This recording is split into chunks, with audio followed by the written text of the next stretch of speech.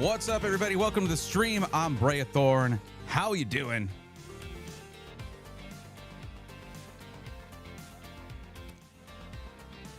Hello, Swarm. How are y'all doing this evening? I am doing great.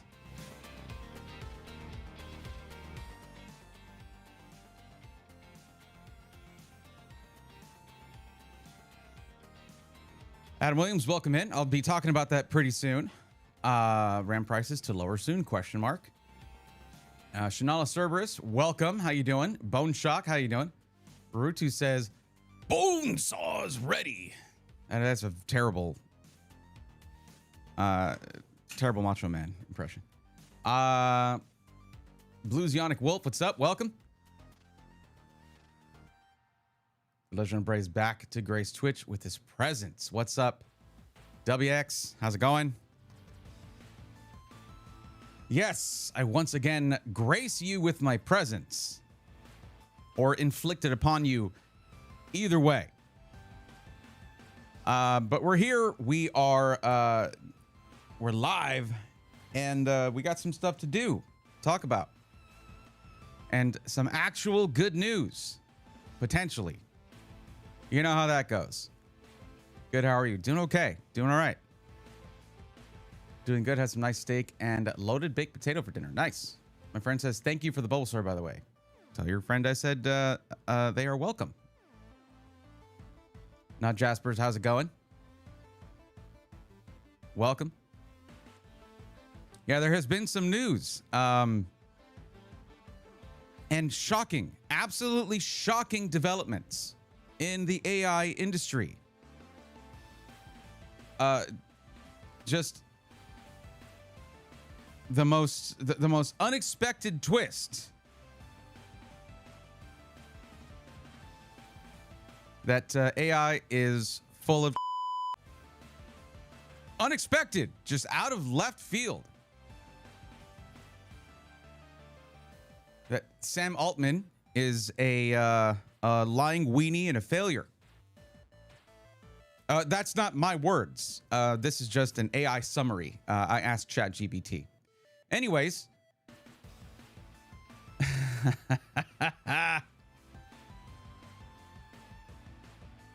They need cookies, not tech stuff. There are tech cookies, WX.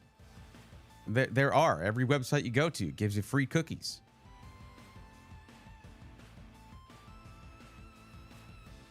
They are not metaphorical, though they are digital.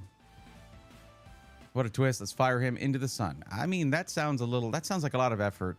I don't know if he's worth all that rocket fuel. That isn't what I meant. I know it's not what you meant. I do. So apparently when Sam Altman went to 2 of the major RAM suppliers, 2 out of 3, right? And said, I want 40% of your production for the next few years till 2028. And I'm going to give you all of this money. And he was probably really excited about it. I mean, it wasn't his money anyway. It was generally from billionaire investors, the U.S. government, things like that. You know, our money, right? He didn't pay them. He gave them letters of intent. And because they can't make money, because the products they have, nobody wants to pay for, he has to back out. This is supposedly one of the reasons. Another reason that was cited as the potential reason, because yes, some RAM prices are dropping. I hope you're not invested in Micron because you're having a very bad day if that's the case. By the way, because a couple months after Micron decides that the average consumer's money isn't green anymore and they don't want it, suddenly they can't, they're realizing, oh, big mistake, and the market's like, hey, why did you do that, stupid face? And their stock is tanking. But the other potential reason, though I think this has been slightly debunked, was a new technology, a new compression technology from Google that would vastly reduce the amount of RAM required by AI data centers. Essentially, another shocking development. Promises from a massive corporation aren't exactly what they seem to be. So it's the bubble. It's the bubble. It's the bubble bursting at 2 million frames per second. So it's in very, very slow motion. That's what it is. I don't know if you guys remember, but there was a person in chat, and they come through now and then. I just cannot for the life of me, and I apologize for this, remember their name off the top of my head. But they came in and they said, I'm invested in Micron. And I'm like, oh. And AMD. Oh. Another company that is heavily invested in AI, knows not as much as their GPU competition, NVIDIA. But part of that whole circle of jerks. I was like, listen, I'm not qualified to give you financial advice, but I wasn't in business during the .com bubble bursting. I was a teenager, but I remember how that happened. I remember what happened. And you can look back on these things and suss out certain things. The people who come out scot-free, the only ones who generally come out scot-free are the people on top with their golden parachutes. How's your golden parachute looking? Because, just be careful with those stocks and maybe diversify, if anything. But I'm not financial advice, just idle speculation. But RAM prices are dropping from certain brands. Yes. This is huge. This is huge news. Because we were all thinking next couple of years. This was from many, many reliable sources. And the fun thing is, RAM prices are not acceptable. Still, they're still terrible. Still terrible prices. It's like we went from being 3.5 times the original price to double the original price. Still unacceptable, but more manageable.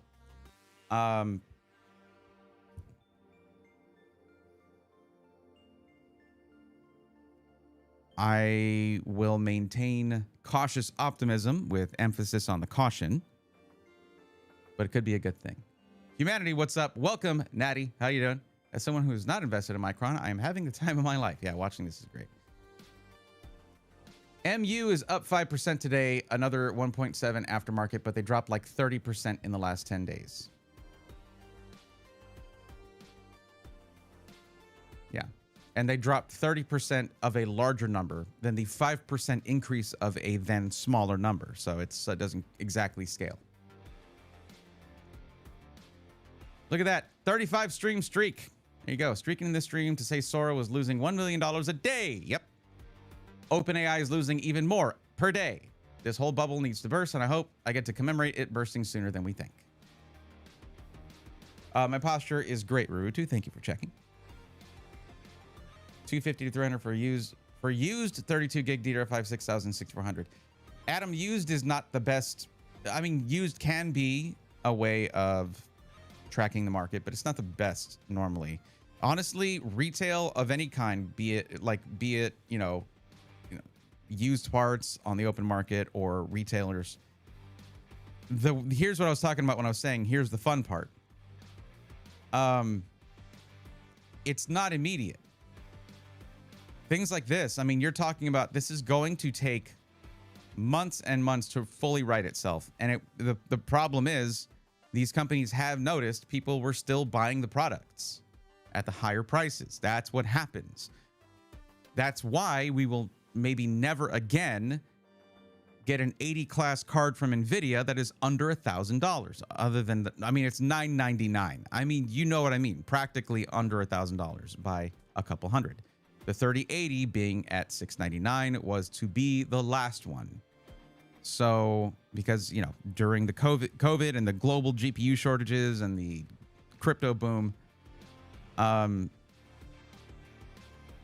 we were paying scalper prices for everything, and Jensen was like, man, I'm a sucker. I should have been, you know, instead of just slightly robbing everybody, robbing them blind. And that's forever been their MO since then.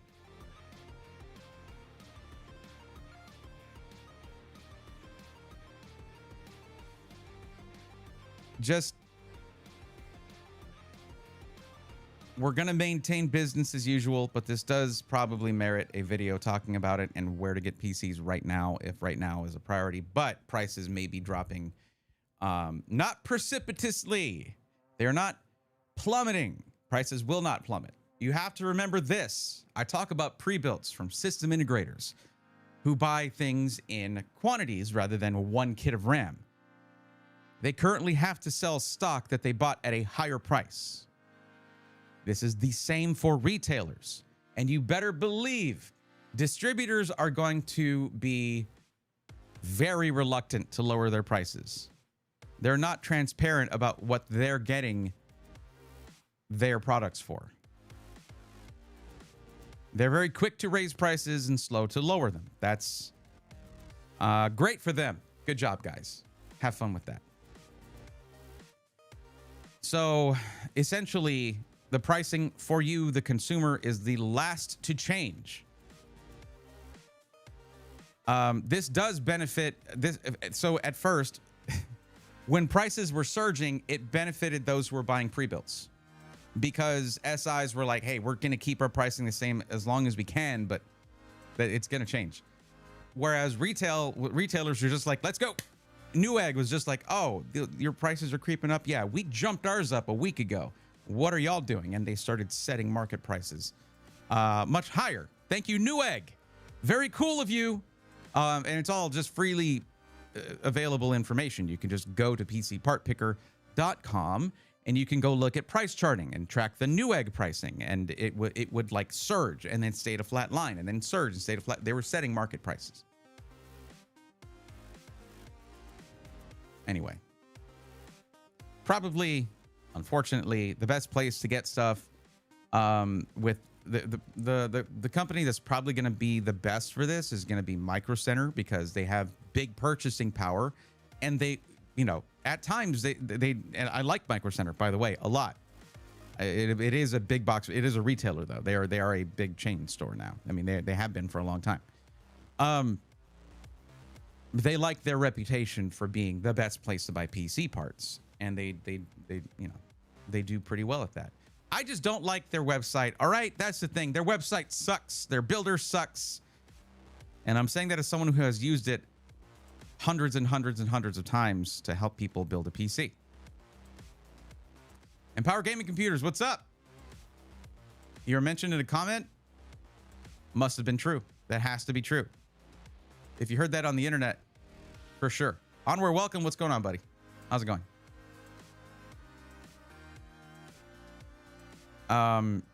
Hope things are doing well over there. Hope you're doing well.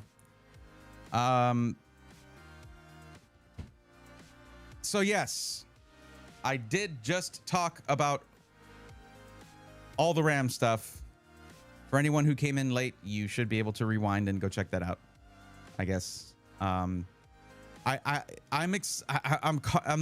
excited. I'm cautiously optimistic. I mean, honestly, we've been beat down by this industry since, like, particularly since the launch of 50 series.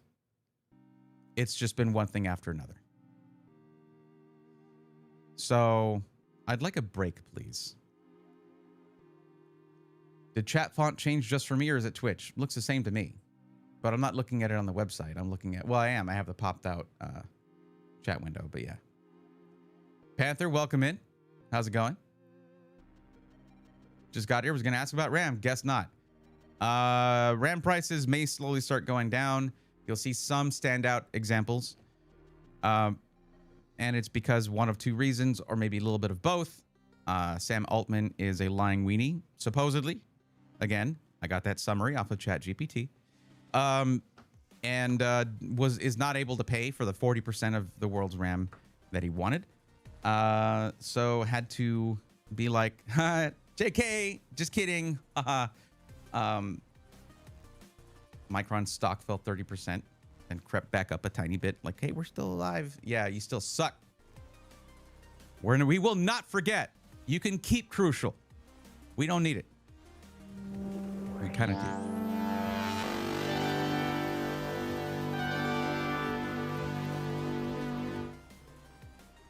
Also, DJ Simple Cream just dropped a tier 1 sub. Let's go, nerds. Welcome back to the Swarm. So, well, not back. Not welcome back. That's a 7-month streak. Yeah, that and this one turned out to be kind of a non-starter, but supposedly there was a new compression technology from Google that was going to help AI data centers require far less memory, but it's not everything it's cracked up to be, and color me shocked. But in Power Gaming Computers, how are you doing? How are things? What's going on?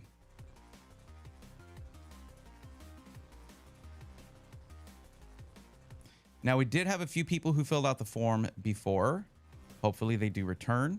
If not, you don't lose your place in line, so it doesn't matter. They'll be able to get help later. Let me get into the form now just to see if anyone new has submitted it. It's happened a couple times, and I imagine the news is going to start bringing in more people for PC help, guys.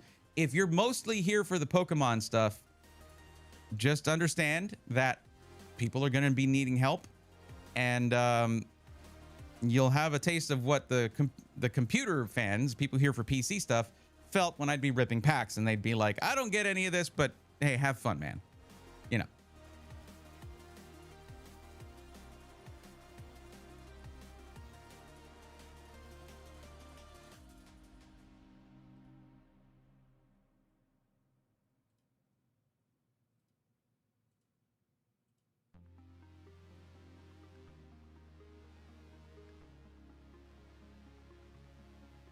Oh boy.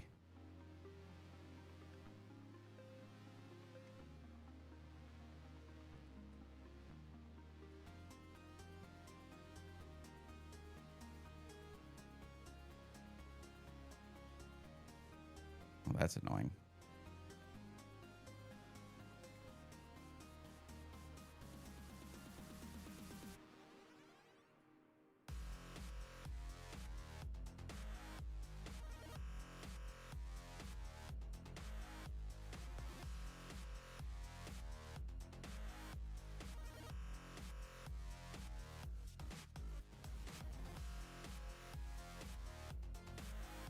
Okay, let's take a look at the form here. There we go. Same people. Okay.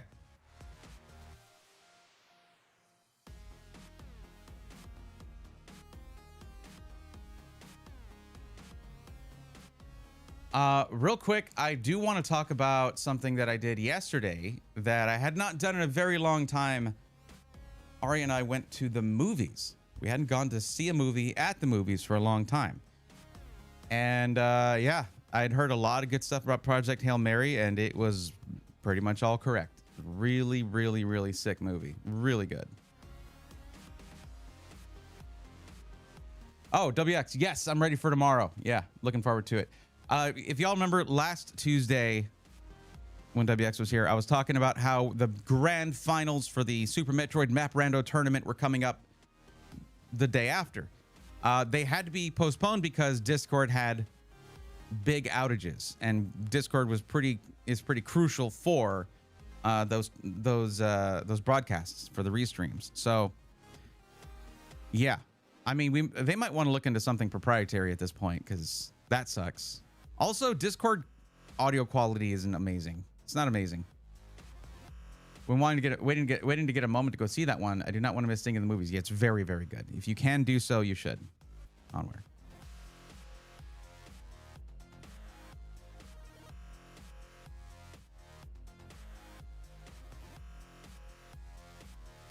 What it is about the pop filter material on these, but every time I see someone using one of these mics, there's like lint all over it. I just need to keep a lint roller handy because I don't want to be that guy. think you've mentioned that you've dabbled in music a bit. Looking to invest in a studio monitor soonish. Got an idea of what I want, but just curious of any experience or brand preferences you might have. When you say studio monitor, are you talking about speakers? Just to be clear. Because he said in studio monitor singular. Okay. You meant monitors. Okay, got it. I never got really good ones because I dabbled. I was amateur, essentially. I took it really seriously for a while, but yeah, I just had some like Mackie CR5s. Now I think it's like the Mackie CRXs or something. Pretty good little speakers for the money. They're like 99 bucks, and the IO on them is very good. So, yeah. It had flat frequency response. That's all I was really looking for, you know? If you ask me, people should be moving out of Discord in droves, but you know how it is. Yeah, well, I hate Discord anyway. The notifications on Discord are the worst. They're either a billion or zero. So like I had to turn them off. I need to remember to go check Discord more frequently. Yeah. But honestly, I think at a certain point, my phone might be the problem. Like there's some apps that just I don't get notifications for anymore. And I mean, I've had this phone for like 3 years. It might be time to upgrade. I don't know. As bad as Discord is, it's not that easy to replace right now. That's true. Even the TeamSpeak people are like, hey, you guys are going to be our heroes, right? They're like, we don't have anything like we're not built out for what Discord does. Do not look at us for this. And it's true. People like you don't build a community on TeamSpeak. Mackies, yes, they've been on the radar for some time for live audio. Haven't looked into their monitors yet. Yeah, check them out. Yeah, those things even have like Bluetooth and stuff. They even have them in white if you don't want them in black for your setup. It's pretty nice. One thing I did get was I got some of those stands that will angle them up a little bit because I didn't mount them. But they're not large monitors. If you're looking for big monitors, then I'm not the guy to ask. I could ask a friend of mine. Hang on.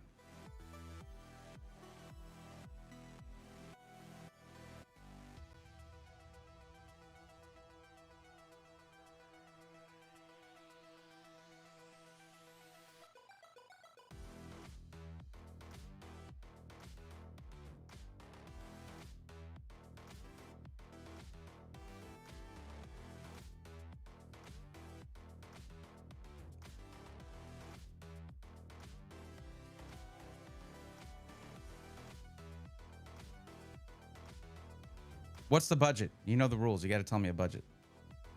Because you're just saying, hey, got an idea. Hey, brand preferences. Do you have a budget?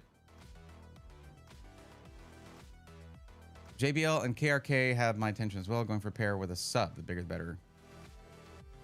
Try not to spend over 2K, honestly. I recommended $99 speakers to you. I'm not the guy, I guess.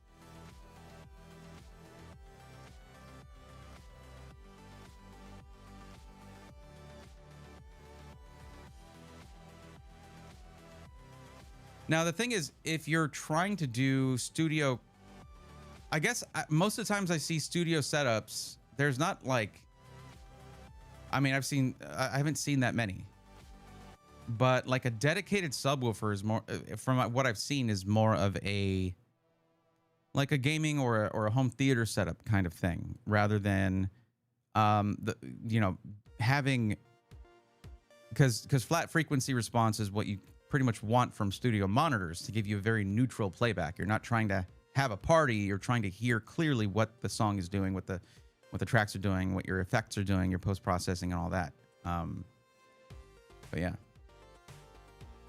Why do people who do music prefer actual speakers rather than a monitor headset? Onward, the answer is both. You do both. You have reference headphones and studio monitors. You need to be able, but yeah, you need to be able to hear it. You hear differently when you're listening through a headset or through speakers. It just responds differently.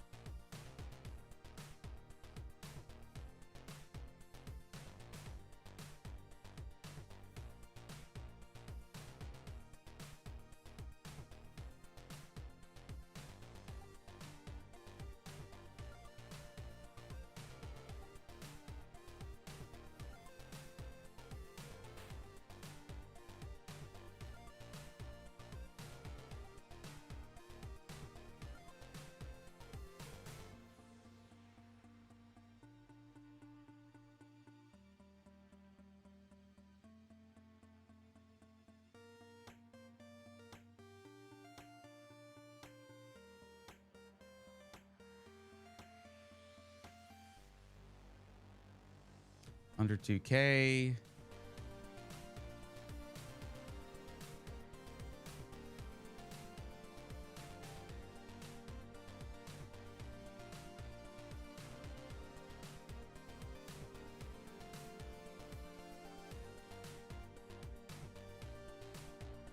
Okay. Yeah, I asked a couple of music friends of mine. We'll see what they say. They might not respond right away, but pretty busy guys.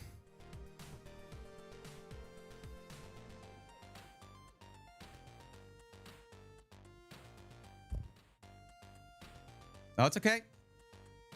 Y'all are used to me just not talking for a bit sometimes. Chris, welcome. How's it going? Steve, I don't know if I said hi already, but hi, Steve. I think I did. Yes. Hi. Humanity, thank you for being in both chats. I appreciate that. Hope everybody's doing well on the YouTube side.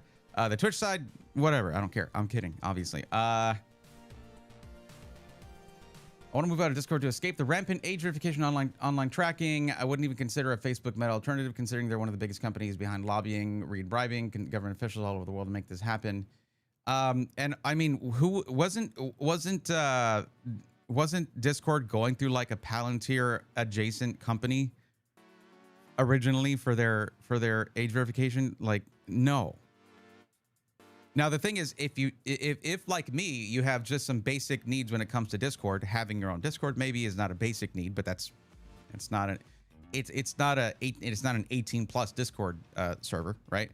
That's pretty much it. I don't really go to any many other ones. It's just I'm like in the Map Rando ones and some of the other content creator ones. Like, that's it. I never have to do the age verification.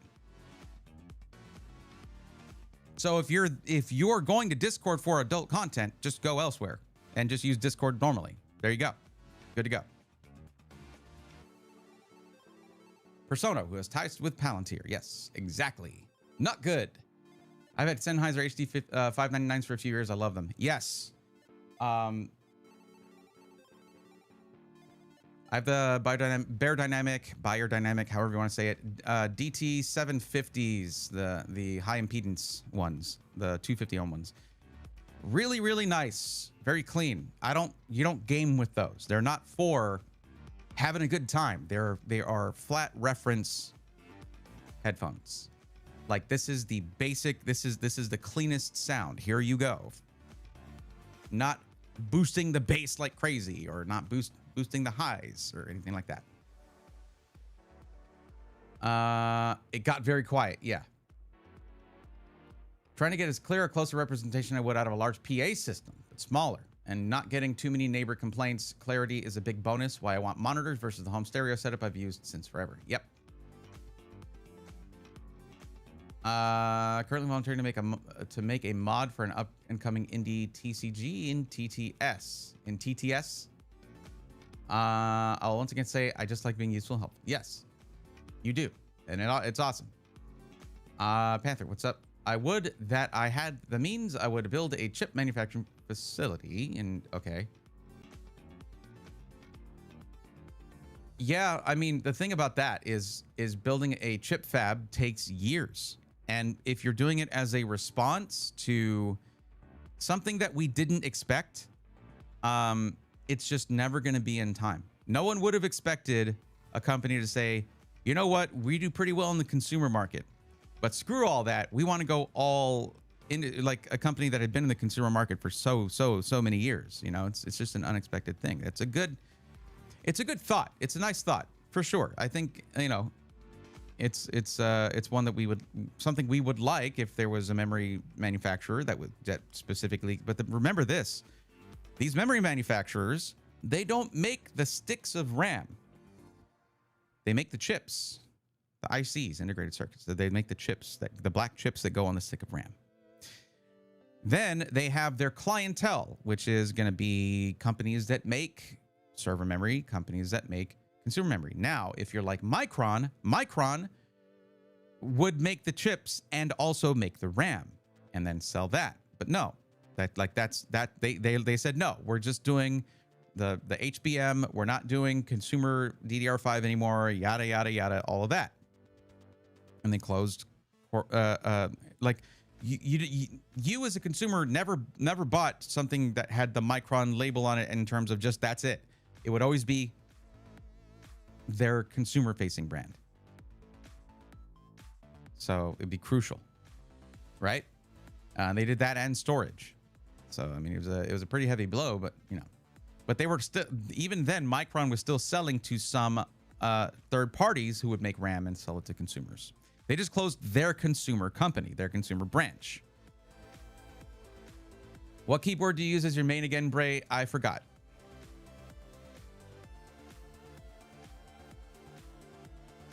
They're plugged in right now, but this is a newer version of the one I have over at my editing PC.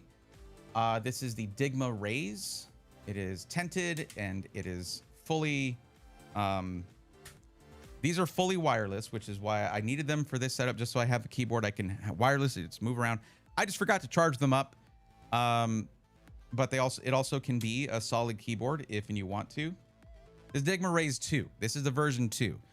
They also have the Digma Defy, which is ortholinear rather than standard QWERTY layout, which it still has the letters in the same, you know, all the characters in the same place, but they're not staggered like this.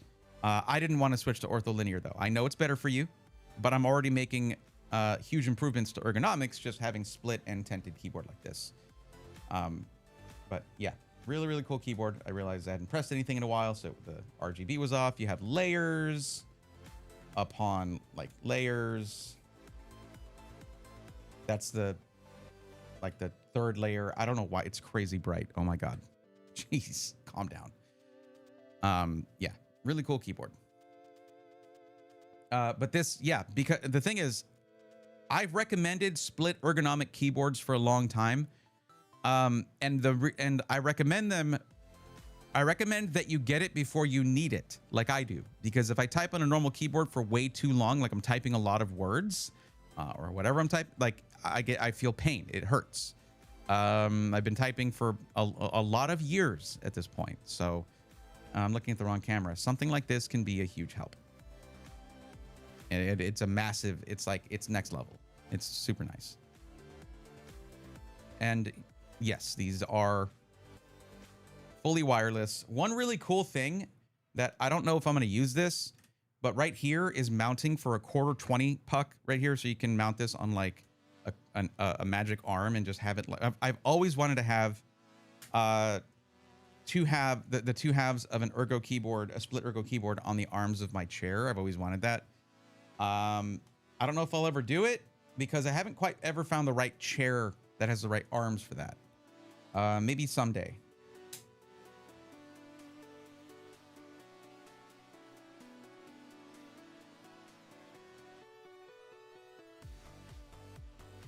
I was gonna look into Bear Dynamic, but their availability in Jordan is non-existent. Then yeah, that sucks. I get that's global distribution for you. It's rough.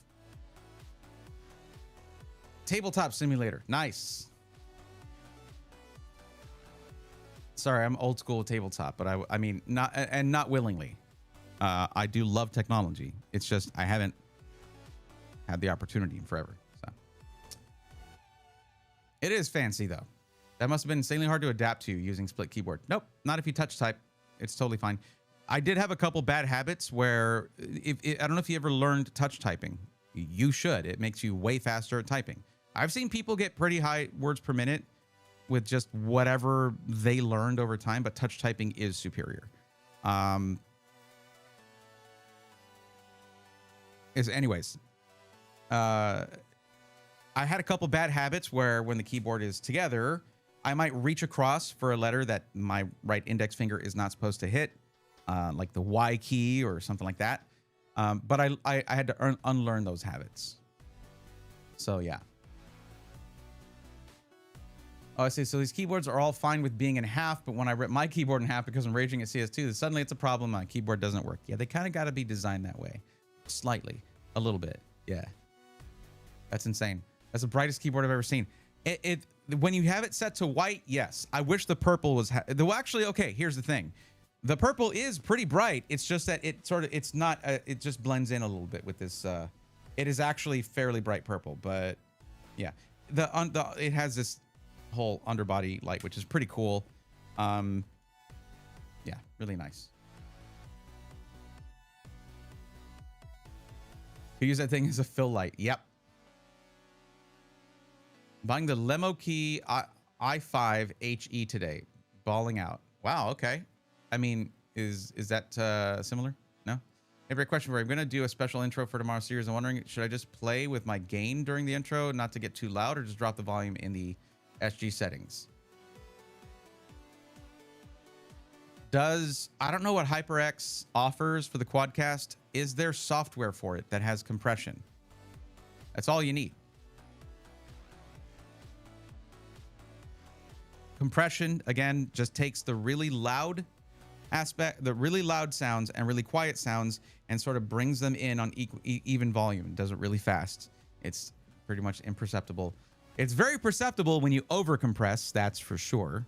I might be doing that right now, but I don't know how I would be. I'm using the built-in pre-built preset for this, but still. Talk to WX about CS2. He does casting for CS2 tournaments and stuff as well. That's a dope keyboard. Thank you, Chris. Appreciate it. The Twitch chat here do the Joel thing. What's the Joel thing? Onward, thank you for being both chats. I appreciate you, buddy. Damn, I'm a horrible keyboard person. I hunt and peck. So touch typing. You asked what peckish. You asked what touch typing is. So I will, in order to demonstrate this, I'll put the keyboard together here real quick. If you've ever heard the term home row, this is gonna be really weird because I have the tenting on. But you know, have you ever felt the two here? You know what? Let's utilize our hands-free camera adjustment. Woohoo!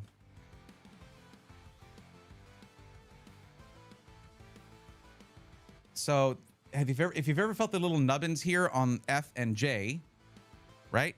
Those are for your index fingers, and that's your home row, right? So you have your thumb on the space, and you have your fingers in the home row, and then you learn which there is a specific way to type, where your pinky goes to Q and Z and A, your ring finger goes W, S, and X. Your middle finger does E, D, and C, and your index finger does R, T, F, V, and G. And it's a little flexible, right? It's a little flexible, but, and it's the same over here. And then your pinky is always here right by shift, so if you need to capitalize something, it's very quick. There you go. That is touch typing. You don't need anyone to teach it to you. You can just look up a walkthrough online and learn it yourself, and then just practice it and practice it. And do type racer and do all these different things. And when I say that touch typing is superior, I'm not saying that I'm faster than everyone who two-finger types, because there's going to be some people who have spent years trying to get fast at that, right? No, what I'm saying is touch typing is superior because if two people, one who is doing touch typing and the other one who is doing whatever they feel like doing, if two people spend the same amount of time practicing typing fast, the one who's doing touch typing will be faster because it was developed for this.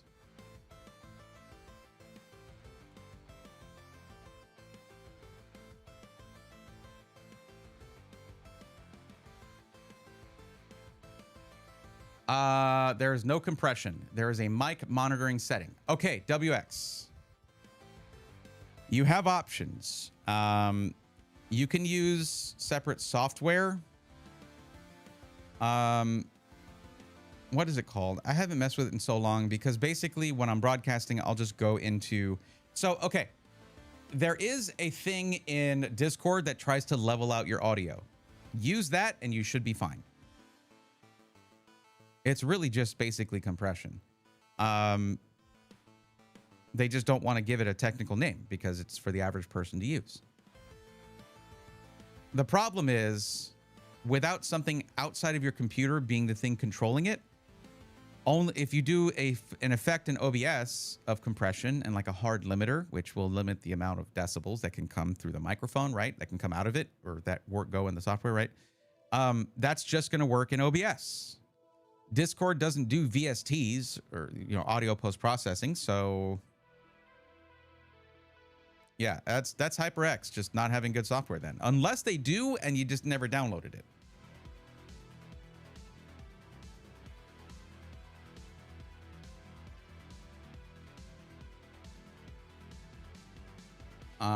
Standard typewriter handset. Yep, it is muscle memory. Yeah, you just do it without thinking.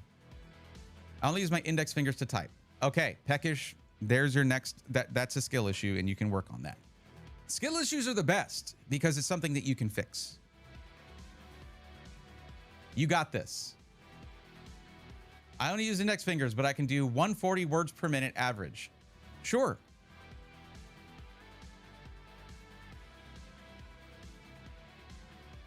$140 is ridiculously good for two-finger typing. That's why I'm like, okay, that's awesome. I don't know that. You're just telling me that. I don't know. Touch typing is better. It is better. You don't have to look when you're typing. That's why it's called touch type. You type by touch. You feel where the F and the J are, and you're good to go. You don't look either. Okay.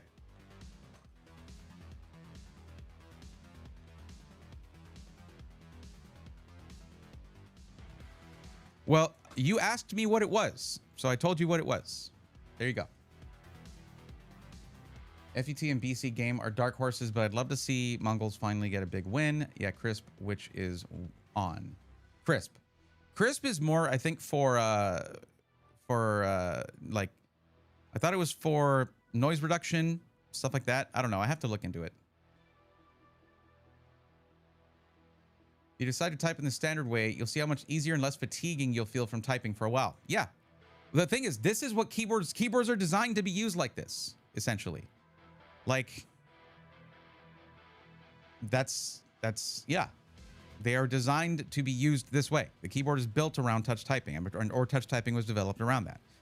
This is why I didn't want to do, like, here's the thing. You're saying, like, I don't want to do it. Well, I didn't want to learn ortholinear typing, which is the healthiest thing for your hands.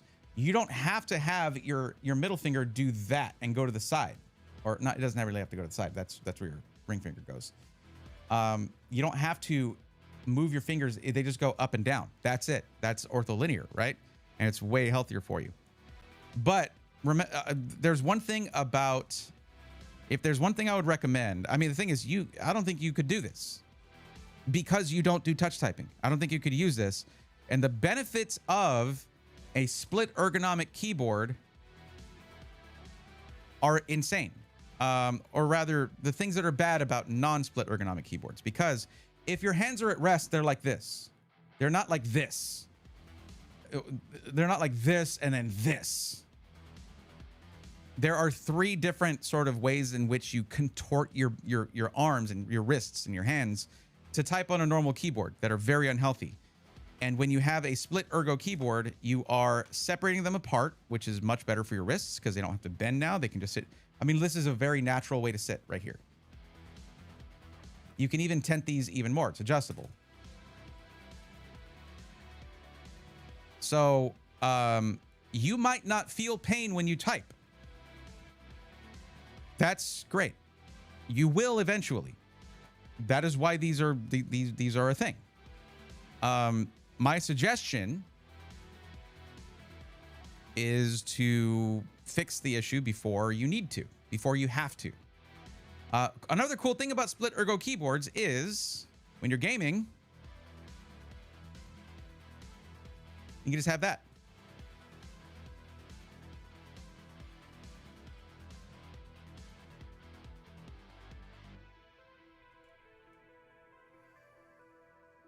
I love my ergonomic keyboard. I use the one from Microsoft. Yeah, that is an ergo keyboard that has sort of the spread like that a little bit, and you are stuck still bringing your hands in closer than might be comfortable, but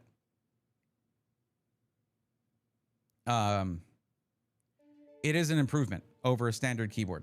It is. Like if you're looking at custom keyboards, the Alice style keyboard is one that has that sort of split, or it's ergonomic, right?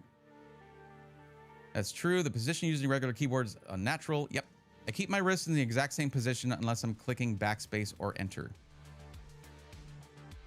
How do you, if you keep your, oh, so you move your whole arms. That sounds exhausting. I just finished listening to your response on YouTube, and I understand. I know it wouldn't help, but the current help the current problem. My intent would be to produce everything.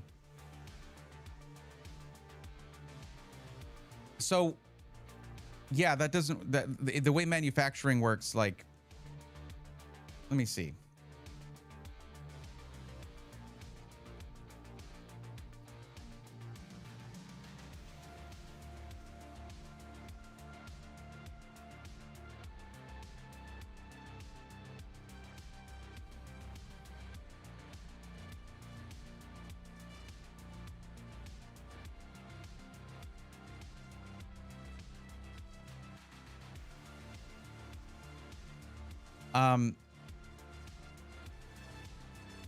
When it comes to manufacturing, right? Panther.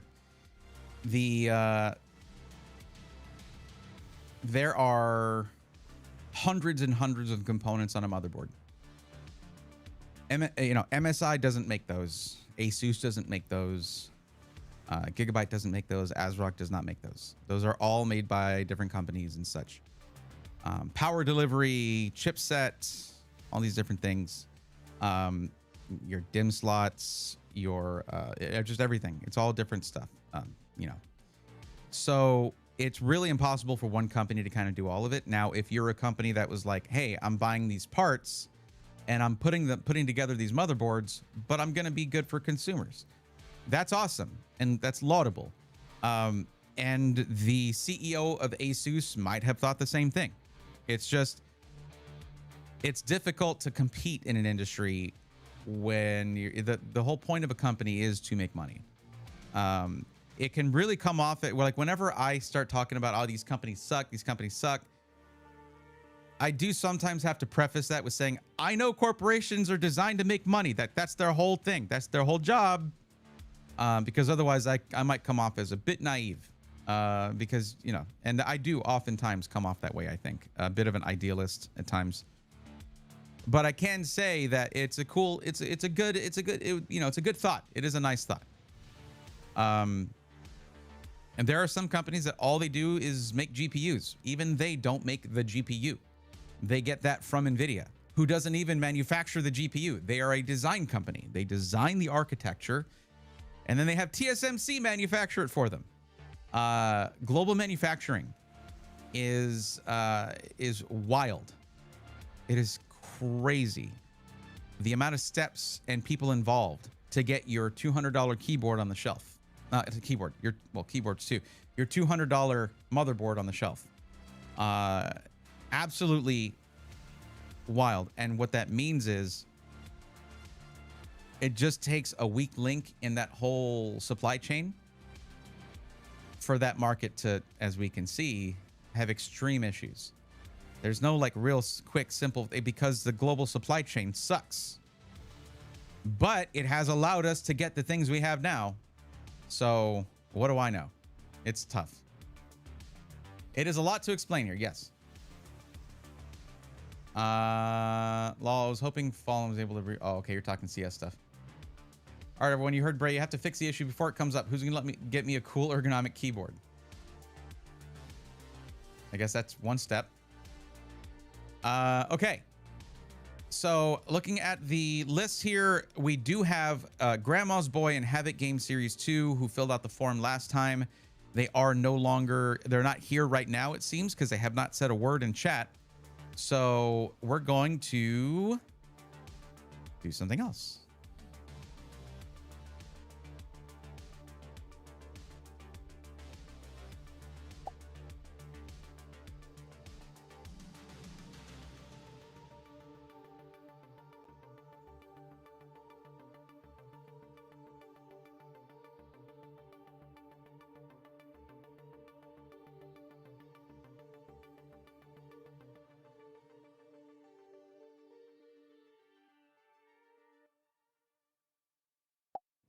Okay.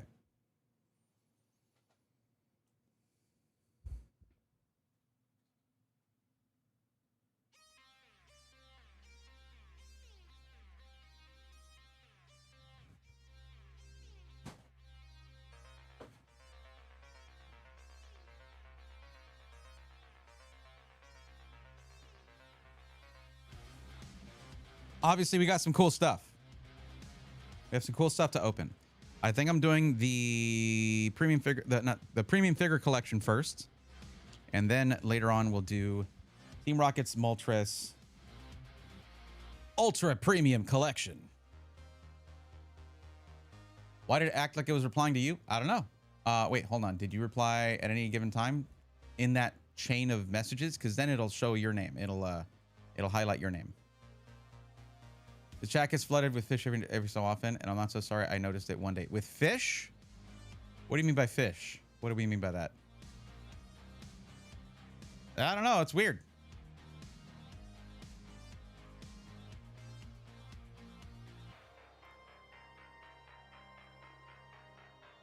Now, as a reminder, you'll hear me do like an intro and a segue because the idea behind this is that there'll be shorts from it, but also a full video, like from the card show. So yeah, all right. You know.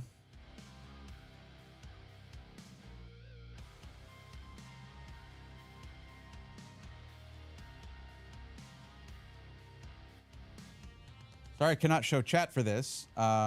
It's just I need the full screen.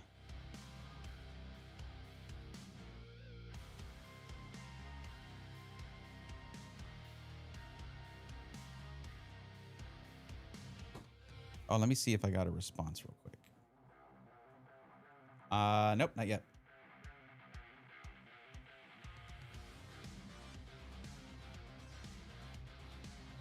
I don't think these guys are used to getting tech recommendation questions. But I don't know. I'll keep an eye out for the answer.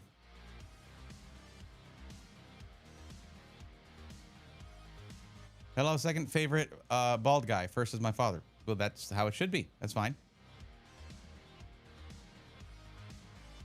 Another YouTube chat has Twitch plus YouTube on stream.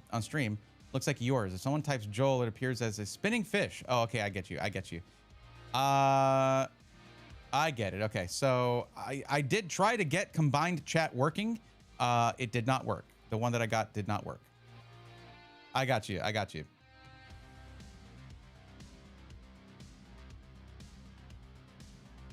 Now that could be, oh no, the fish did show up.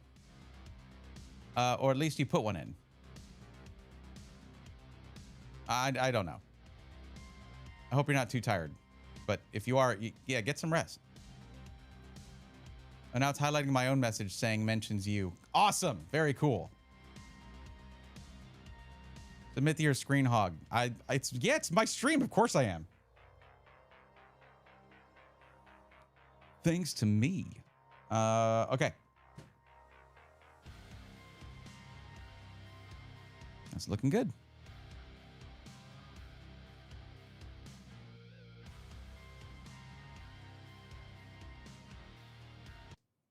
I was like, why didn't the music stop? Okay. Alrighty. You know what? Hold on a second. Let me grab something.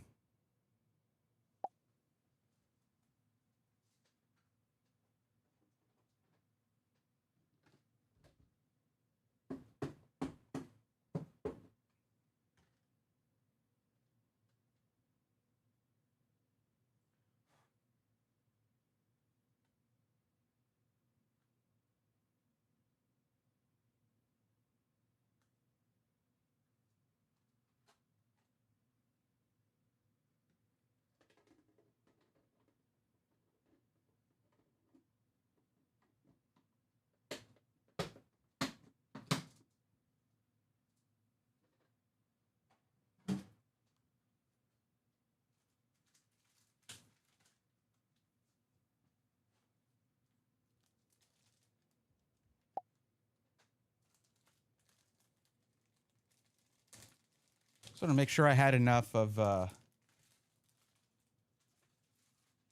enough sleeves and top loaders. Pretty optimistic going into prismatic evolutions, thinking I might need top loaders. Yeah, right. Good luck, buddy.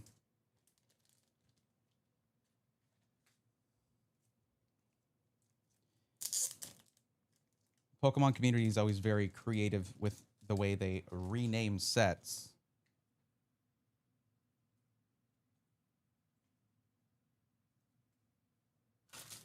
The hit rates on Ascended Heroes are not as rosy as everyone would like. So, of course, that name gets changed to Descended Zeros. Just like this has been renamed Traumatic Delusions. But yeah.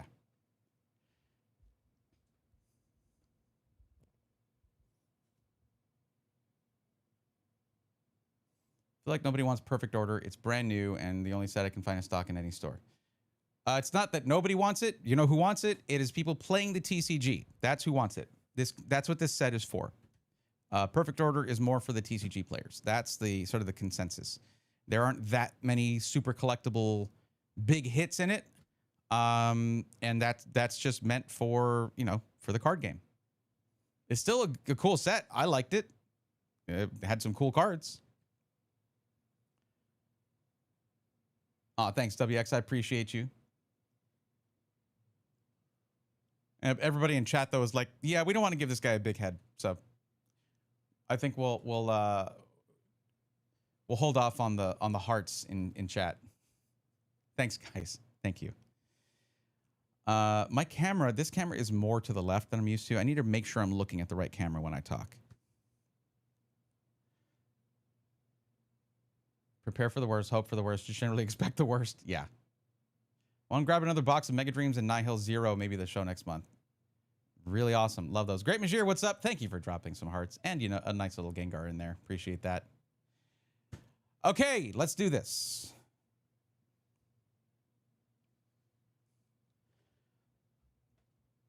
All right, it's time. Oops, let's not hit the microphone. It's time to hit my microphone. Okay. All right, it's time. Prismatic Evolutions Premium Figure Collection. This is huge. Pick this up at the SA Collectors Show in San Antonio. And I am really excited. I like the figures. I like the pin. I love these promo cards. And they're going to look great in the Pokédex until I get a better Espeon and Umbreon, which can be hard to outdo these. But yeah, we also have in here 10 packs of Prismatic Evolutions, also known as Traumatic Delusions. Let's see if we can find the lie in the name there. Okay. And then, well, I mean, it's the same thing, that kind of like I just said. Okay. Whatever. We don't need a separate intro for that. That's fine. It's perfect. Panther, here's a fun thing. Do the less than heart. Less than 3. Less than 3. Okay, less than, you know, the less than symbol and then 3. And then if you're on a PC, you can hit tab to just let it populate. But that should put a purple heart in there for you. And you can't space them out. You can't space them out. But you're just showing the, never mind Onward, you're good. You're showing the symbols. Yeah. Just do what Onward did without the space. Do I want to find the Glory of Team Rocket briefcase and the Zacian Zamazenta UPC? The Zacian Zamazenta UPC, I really would love that. I would love that. I thought about getting one. It was like $250. I was like, why don't I just get this? But yeah. Natty, no, that is not how that works. All right, cool. Well, it's so sad we can't show stream on chat right now. All right, let's open this thing up. Show chat. Did I say show stream on chat? Show chat on screen right now is what I meant.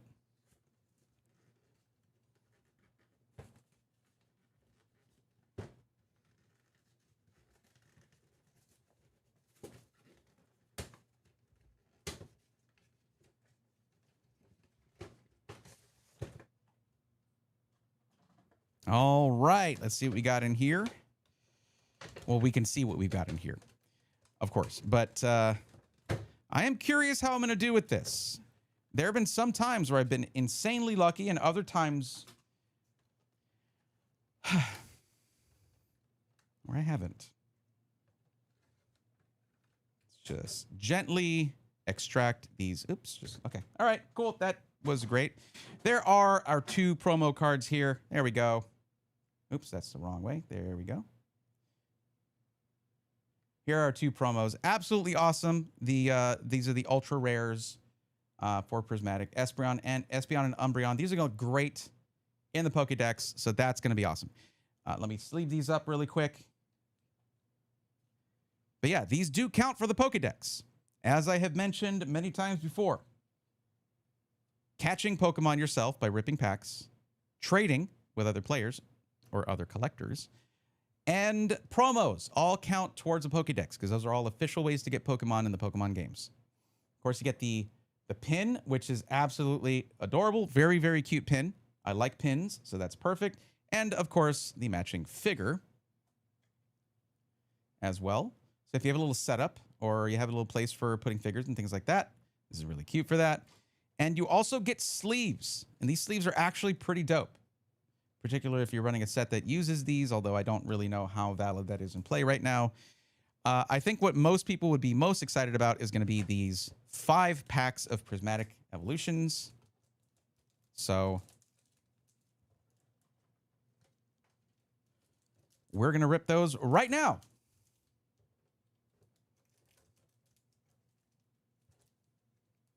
Did I say 5? 10 packs. These 10 packs of Prismatic Evolutions, we're going to rip those right now. 2, 3, 4, 5, 6, 7, 8, 9, 10, 11. Wait, huh? Did I? 4, 8, 11. Okay, I'm sorry. 11 packs. That's my bet. How did they have it uneven? That's just weird. Okay, it looked like whatever. Okay. Let me just put these in top loaders too. I really want these to be in good shape for the Pokedex. So just going to be extra careful with those. They're really nice. Now, these are not going to be super valuable cards. You need to have the SIRs of these for that. The SIRs from Prismatic for that to be super valuable. I do have the Leafeon in Japanese in the Pokedex. But they're really gorgeous for a Pokedex. And that is my primary focus, is having the coolest looking Pokedex there is. The raddest Pokedex ever.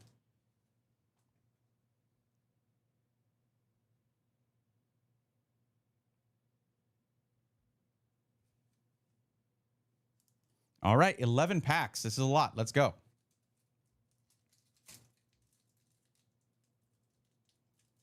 Yeah, it's like the Executor that I pulled.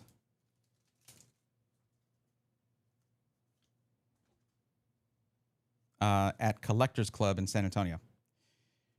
All right. Starting with a Hollow Energy. Hold on. I got to focus here. I also got to change something really quick.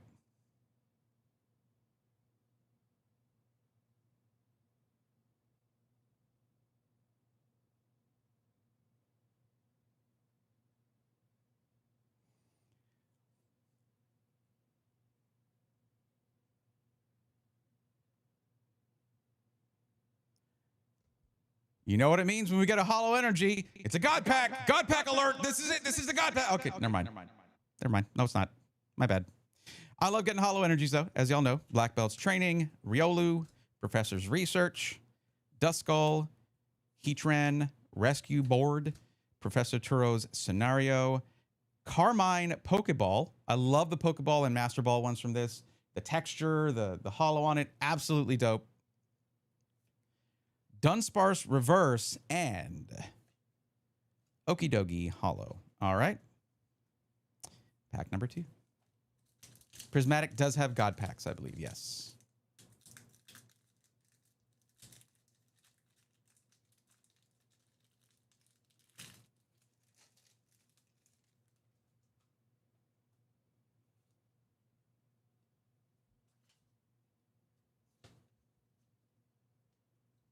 Okay, so no Hollow Energy this time. Oh well, we'll live. Spritzy, Slowpoke, Duskull, Cottony, Slowking, Janine's Secret Art, Bug Catching Set, Leafeon Pokeball. Nice. Pokeball Leafeon. Okay, it's not going to beat the SIR, or SAR, but still. Hippopotas Reverse and Glaceon EX. Nice. That is a hit. We'll take that. All right. 1 out of 2 ain't bad.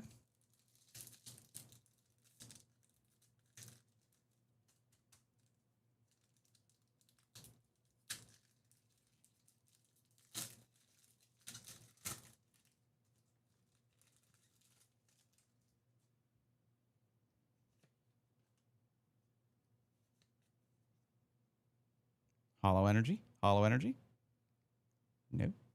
Oh, well. Noibat. Black Belt's Training. Slowpoke. Hippopotas. Great Tusk, ancient card. Carmine, not non-Pokeball version. Professor Sawdust Vitality. Reverse Carmine. Reverse Sneasel. And Hollow Flareon. This is going as expected.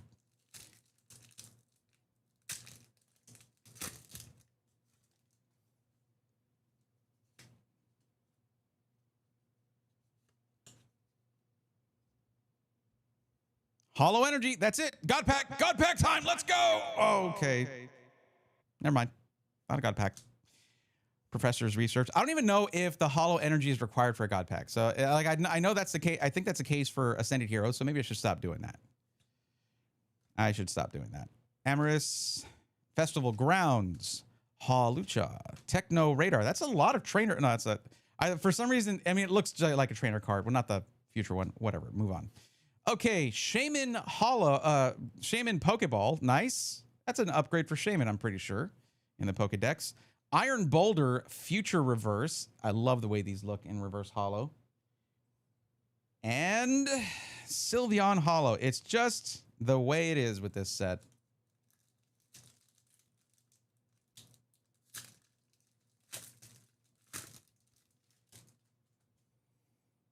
I'm 55 to 47 on TCG Live. Nice. That's very cool. That's a good record.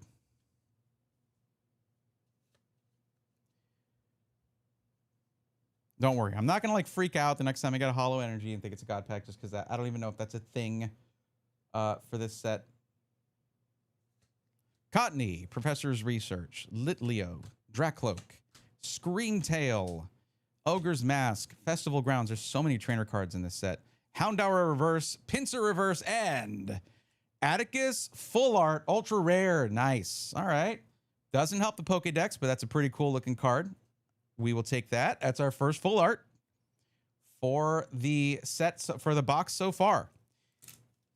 And we still have 6 packs remaining, so we're almost halfway through. Atticus is like, he's like dripped out too. Hold on, let me just put this in a...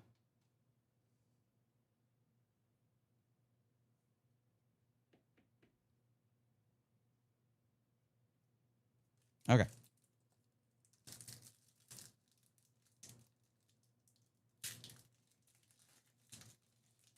It's funny, Shanala, but that's how it is with Prismatic. It's like, oh my god, a full art card! Wow, my luck is off the scales here. Okay, off the charts, I mean. Okay, Larvitar, Houndour, Dusclops, Sneasel, Suicune, Bronzong, Ogre's Mask, Dunsparce Reverse with the 4 segments too, isn't that? No, I think. Oh, I don't know. I forget. There's something weird about Dunsparce, like a very rare permutation of Dunsparce. Sea King Reverse and Dusk Noir Hollow. This is a really sick card though. Like the hollow in the back of in the background, really really cool. So the haunted forest looking place. All right, come on. Gotta be something in here.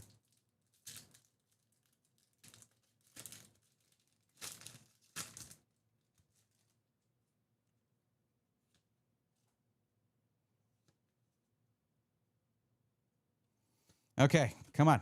Dracloak, Duraludon, Black Belt's Training, Bronzor, Shaman, Bug Catching Set, Briar, Heatran Reverse, Pinsir Reverse,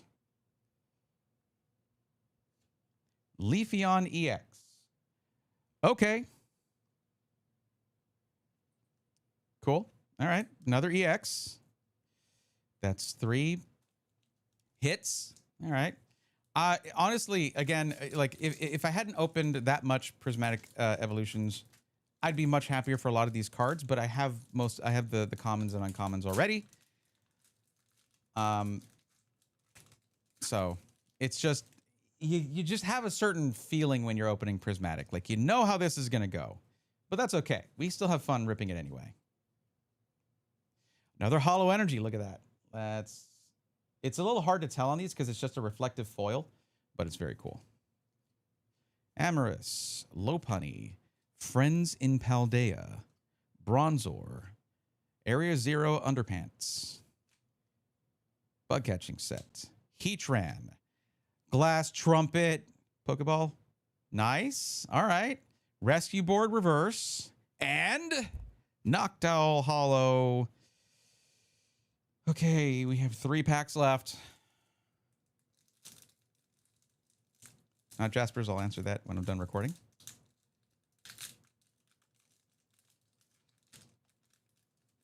Or rather, I'll show you.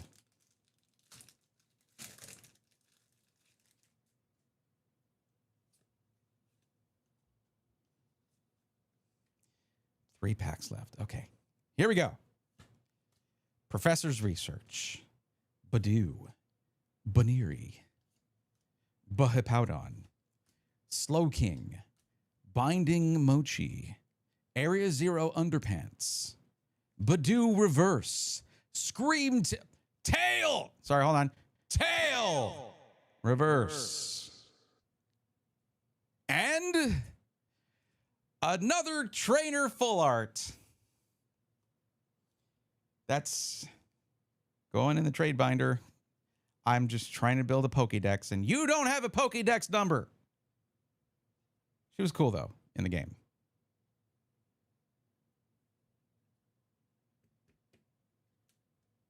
Yep. They're all part of the same team. Oh, boy. Okay. I mean, it's the first pull of both of those. That's cool. You know. If I were master setting, first off, don't master set prismatic evolutions. Are you, especially not if you intend to rip your own packs for everything. You just buy the cards, okay? But they're very... The evolutions are incredibly expensive.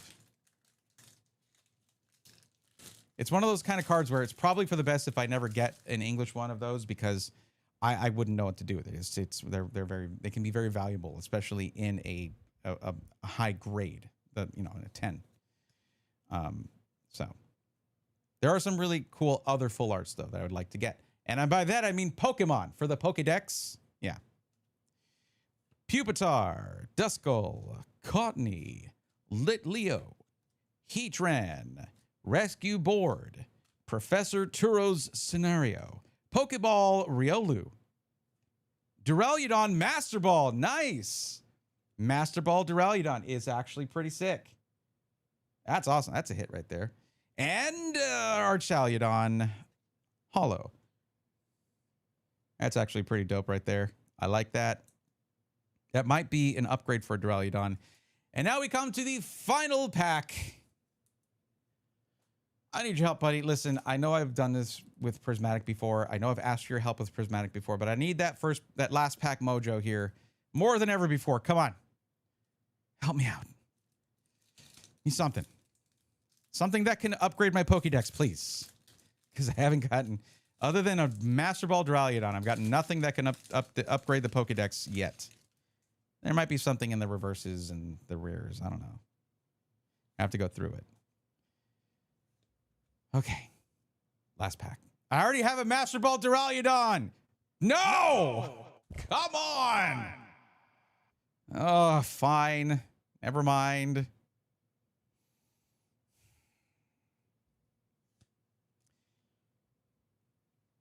Here, we're zooming in for this. Okay, Dracloak. Duraludon. Hi, buddy. It's been a while. Professor's Research. Hippowdon. Earthen Vessel. Rescue Board. Diplin. Jolteon. Not the Jolteon we would have wanted, but there is a Jolteon. Reverse. Houndour Reverse. And the final card. Pheasantipity Hollow.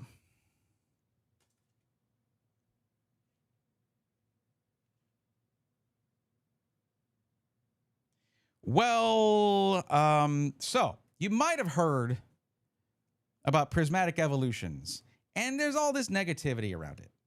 They're right. It's correct. Don't do it. Don't buy it. Don't get it. Just if you want a card, buy the single. Do not rip these packs. For the love of Arceus, do not rip these packs. See you in the next one.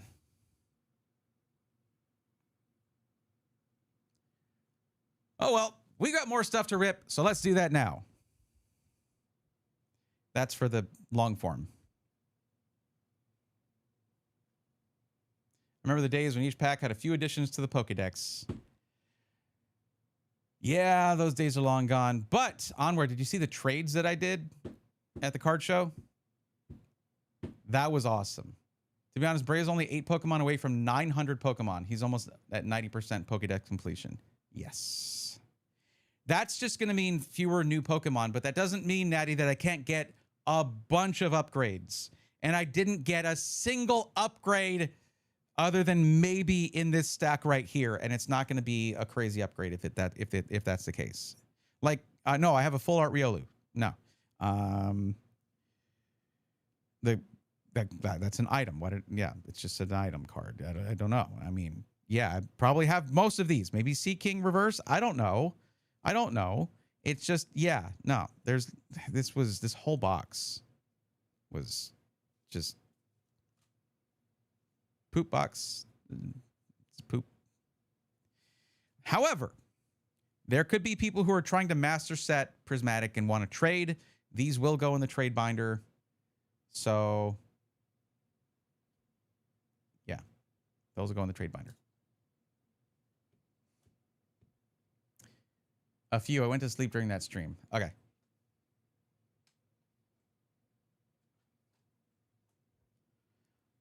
I'll show them now.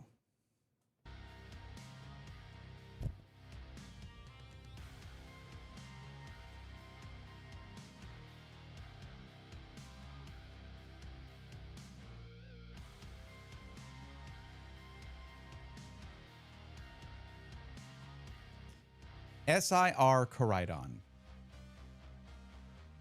To go right next to my full art Miraidon.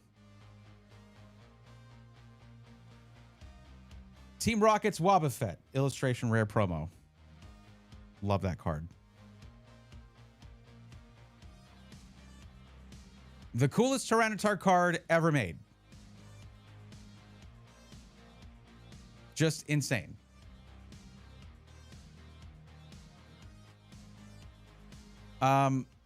The person who I should have prayed to before opening that box of Prismatic Evolutions, Arceus. One of the best Arceus cards.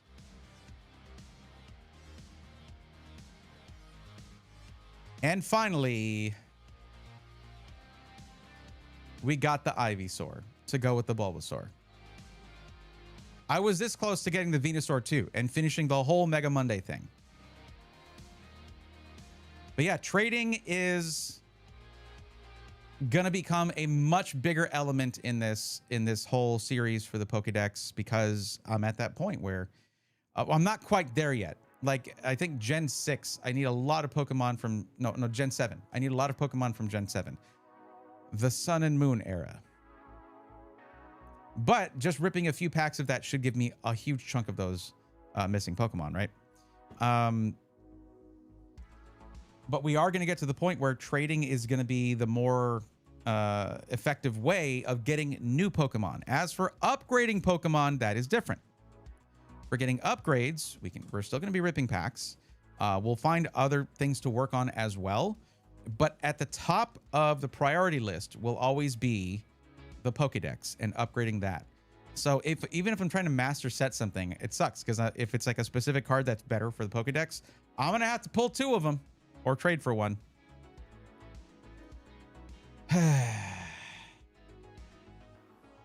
Those go in the EX pile. Yay.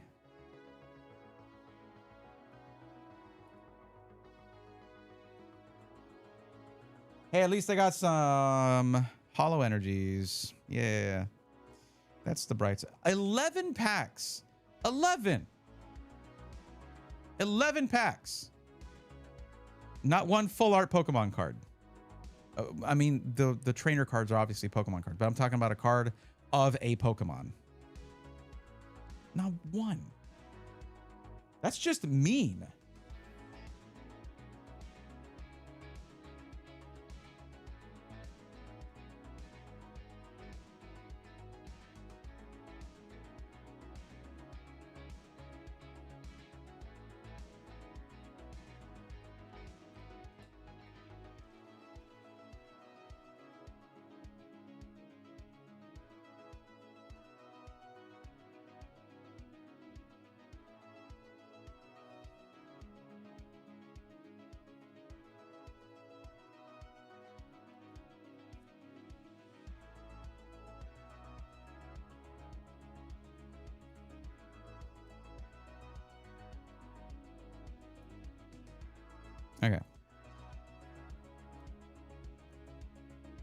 Just give me a minute, Jaspers. Not Jaspers. See, I want to just shorten your name to Jaspers, but that would be factually incorrect, wouldn't it?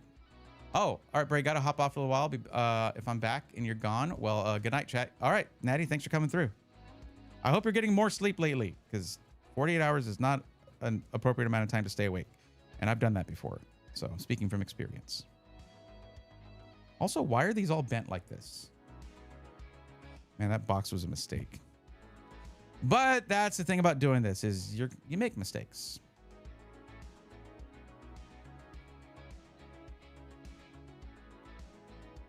That's all I have to say about it. If you were expecting me to say something that would make you feel better about your own mistakes, you must be new here. We all just enjoy the fallout of the mistakes together.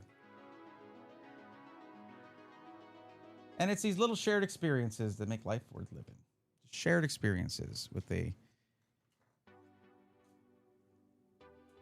fun community. Okay. So.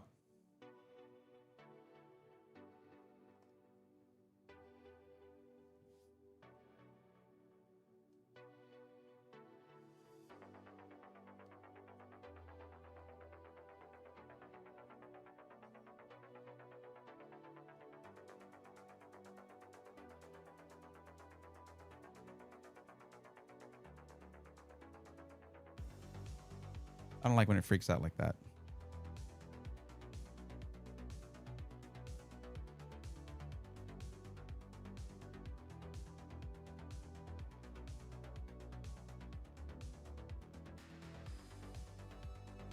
I think I used up a lot of my luck on this.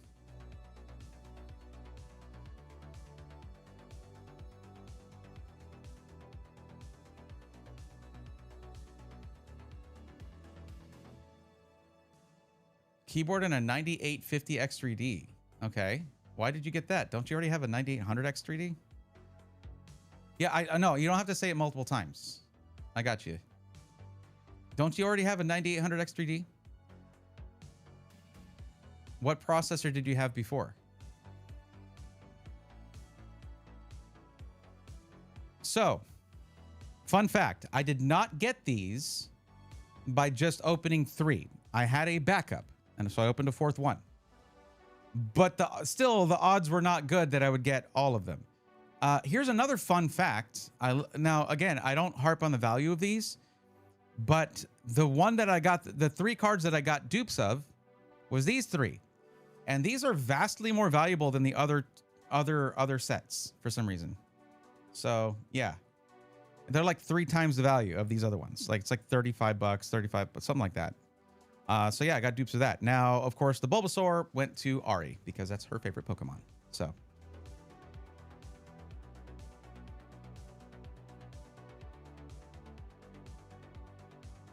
Love that Piplup. These are all great.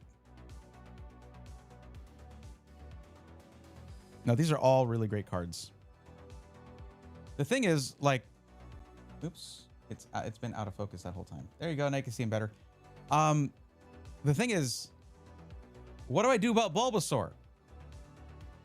This whole chase to get a matching set, I'm not about to replace it. There's no matching Ivysaur and Venusaur for this. But these are massive upgrades for Charmander and Squirtle. So, don't know what to do there. They are very cute, yeah.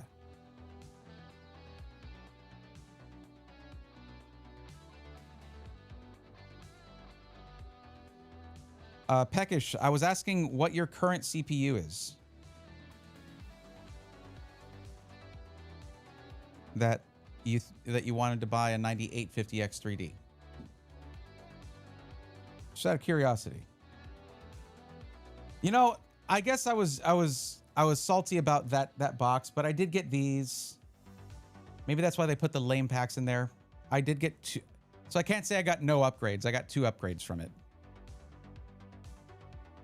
8500G right now.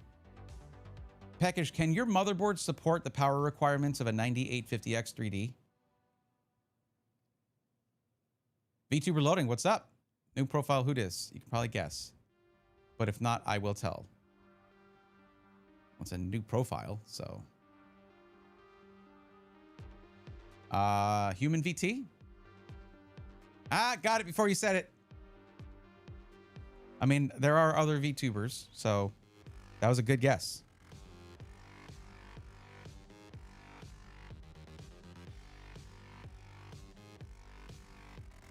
I forgot to mention these at the end of the video, and now I feel kind of bad.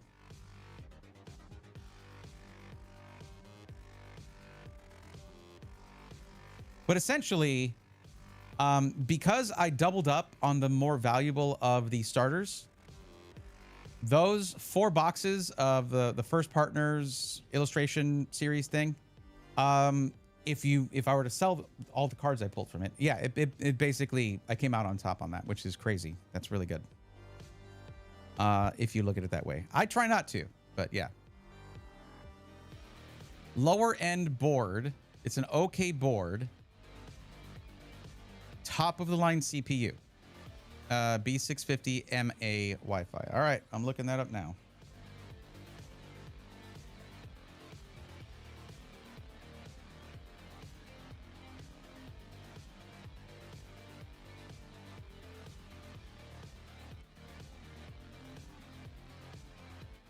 I don't know why Twitch is doing that. I've got no explanation for you guys. No idea.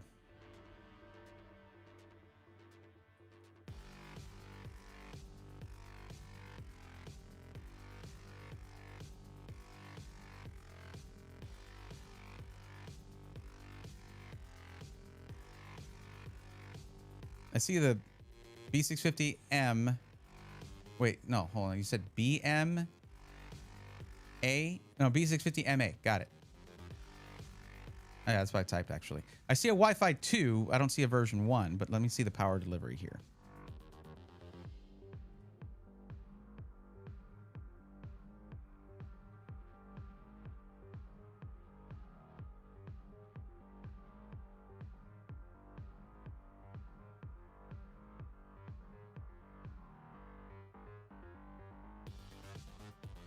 So whenever a motherboard manufacturer, here, I'll show it here. Whenever the first thing they say isn't how many power phases it is, unless I just missed it, it's because it's not, they don't have anything to brag about there. But it's usually up here somewhere as one of the main things. But it's okay, we're looking.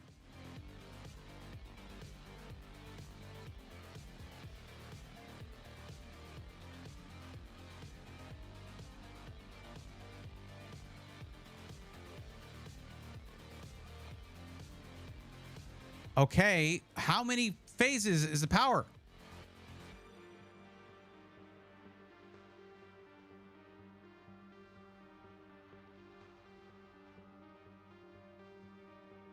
It's not a lot. It's a single row.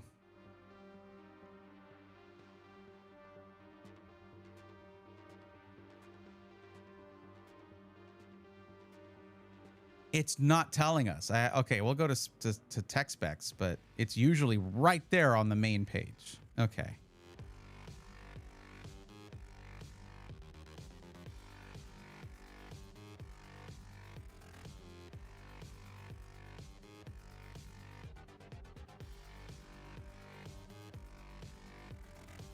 Four phase.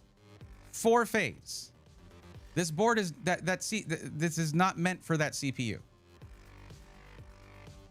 I think it should function is not what you want to do when you're trying to run a $500 processor. $500 US processor. If it were 8, I'd still be like, that's a little bit low. That's a little low.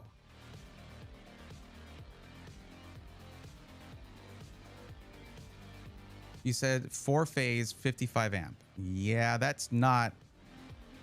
No. Here's the thing. Like, you've been waiting to upgrade the CPU for a long time. This is something that this does require care. You got to make sure your system can support it. It's like the same. This right here is like running a 5090 on a 750 watt power supply. Will it turn on? Yes. Will it run well? Not at all. It's not built to support that part. This is the same thing.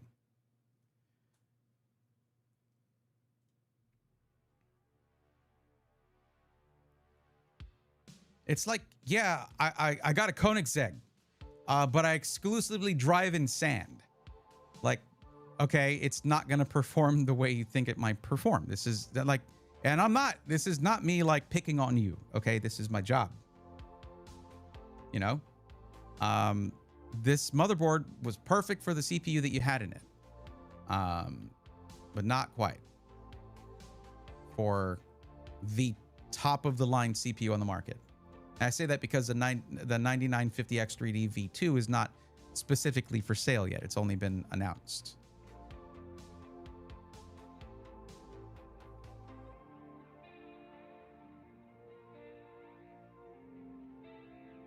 Yeah, like I'm not guessing. This board is not meant to run. It's not meant to run high performance CPU. Yeah. So you can guess if you want. I'm not guessing. It's not really meant for it. I'm just giving you a fair warning. Like you're gonna have one of two situations. Okay, it's going to either you're just not gonna get the performance that you were hoping for, or it could cause major stability issues, as in, hey, my game's crashing, my PC is blue screening, things like that. So if I weren't to ask you that question and then do my due diligence of warning you of this, I would be bad at this job. I'm not picking on you. I'm giving you information you need. Where are you getting these statements from, Peckish? I'm not like, if you want to convince yourself, that's fine. I'm not going to do that for you though. Where are you getting this information from? What is your source? Citation needed in blue text. Like, you can keep telling me I know better. I'm not saying I know all these things. It's like I'm not the person you can convince on this. I'm sorry. I'd have to find the exact spot. Okay. I would love to be wrong, but I don't think there's anyone who's knowledgeable about these things who would say, yeah, it's fine to run a high performance CPU on four power phases. 55 amp, four phase power. It's just not, it's not a good idea. So now the good thing is motherboards aren't super expensive. If you just want one that has the power delivery that you need, you can just get something that's decent and upgrade, and then sure. But yeah, this is why I obsess over motherboards, especially when talking about AMD, because the motherboard is meant to be meant to allow for CPU upgrades. But if you get if it's something where it's a low powered board, it's just like having a low powered power supply in your PC, and that limiting GPU upgrades. I'm repeating myself now. I don't want to belabor the point too much. But yeah, VRMs are the components responsible for delivering power to the motherboard. Yes. Yeah. When you have fewer of them, this is not to, it's not to say that it would not be able to deliver yeah, it's not going to be able to deliver that much power. I mean, honestly, this thing probably just has the 4-pin, right? No. Why would it have hold on. Why would it have dual ports there? Or why does it have 8 plus 4? Well, okay, anyways. What happens when you're squeezing that much power through that few phases? They run way hotter. You know how there's thermal throttling for your CPU? Well, it can happen with your power delivery too. And then it throttles back heavily. It hits the brakes because you do not want these failing. You do not. One of the things that's always bothered me about motherboards is that you start looking at these really expensive motherboards with like these gigantic aluminum heat sinks for their like 16 phase power delivery. And it's like, wait, these are higher quality VRMs and caps with like more of them to utilize. So they run super cool compared to like having 6, 8, whatever. And the cheaper motherboards get hardly any heatsink, even though those VRMs run a lot hotter if you demand more power from them. So yeah, the issue is not just, hey, I might lose a percentage of performance. If the CPU and the BIOS, if it's demanding more power, you could theoretically damage your motherboard if it doesn't manage its power delivery well enough. I don't want that to happen to you, so there you go. 8 plus 4. It might be more phases. Yes, they are the little gray things. 8 plus 4 is still, that's low. It's not something I would run a peak CPU on. It's better than 4. Like that's on like an H series board or A series board. If it's no, it's still pretty low. That is better than 4. Like you don't really hear about that few anymore, but still. It's funny because I can't even blame you for not knowing right offhand because like they hide that information here. And that's telling me that ASUS cheaped out on the power delivery on this motherboard. Because they always brag about it. Even when it's not a huge number, they always brag about it. IO is somewhat decent on this motherboard for its like segment. Yeah, they're like pointing at everything except the power delivery. It's amazing.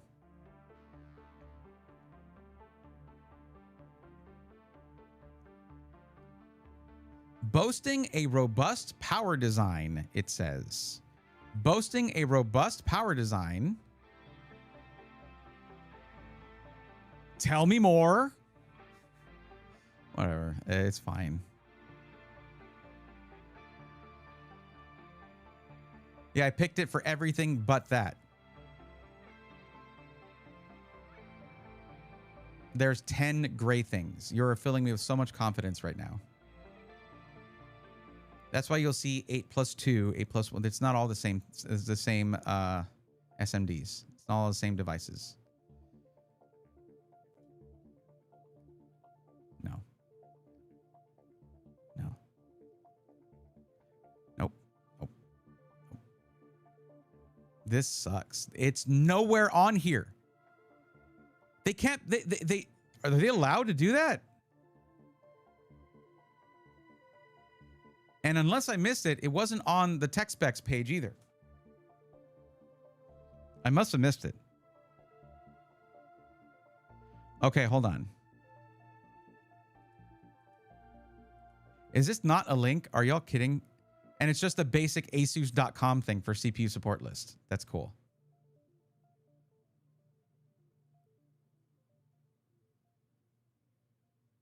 I've seen a lot of motherboard pages, a lot of motherboard layouts and sites or whatever you want to call it. I don't know. This is the worst one that I've seen because they are obfuscating so much.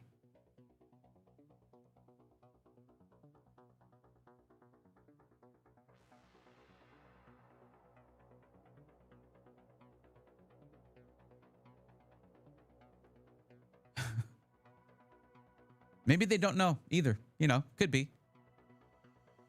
AMD, you off your game or what?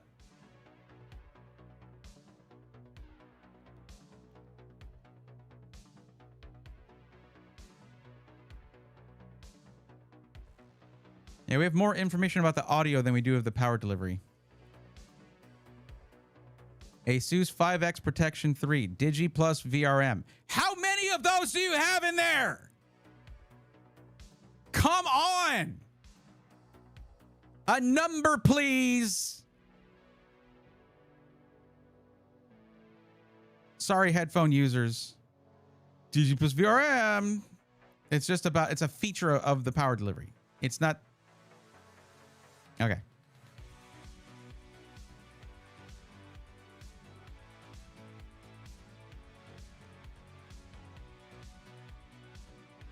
Don't blow a fuse over it. No, I'm mad on behalf of consumers. You're one of those.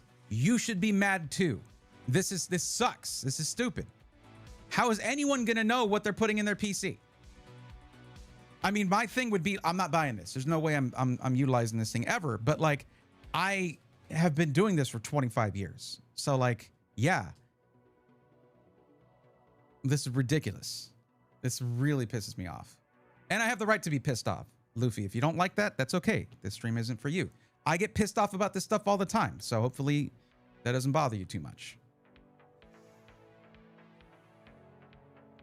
It's just I haven't had the opportunity to rant about PCs for a while because I really burnt myself out on this whole topic with the RAM thing. But this was pretty par for the course because there's so much crap like this where they don't expect you to care. And when you do, your resources are not there. They don't want you to look behind the curtain and see, oh, this is where they cheaped out. But if you look at what's not there, that's what they cheaped out on usually.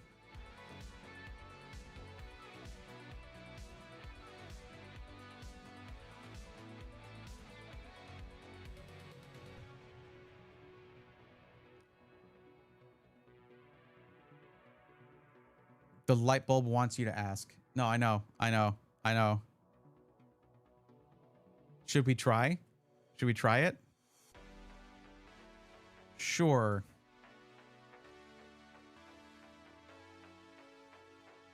No, that's not the thing. What if I click this, it could be wrong. Whatever. Let's see. I'm not agreeing to that. Never mind. Nope. Oh, I know. I closed it out. Go away. God, it's just like flashing at me. I hate it. Okay.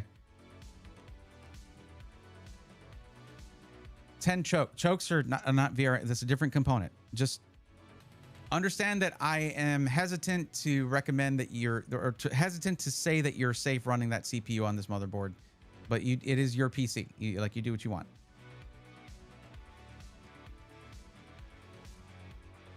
I don't want you to like worry about that, but I mean that is your decision. I know you've been excited about this. The thing is, the 9850X 3D, I would probably have said just get the 9800X 3D and save like $50 US. I know that you're not in the US.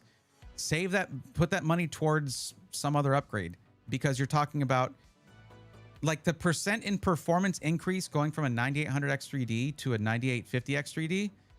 You're losing more than that. I mean, even then, a 9800X 3D is also going to be a high power demand. It's just.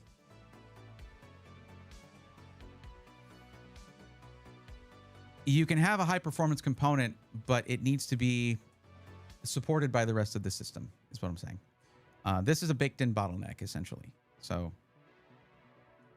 I'm not trying to make you unhappy about your purchase. You were so happy about it, you were spamming it in chat to make sure I saw that you bought this CPU.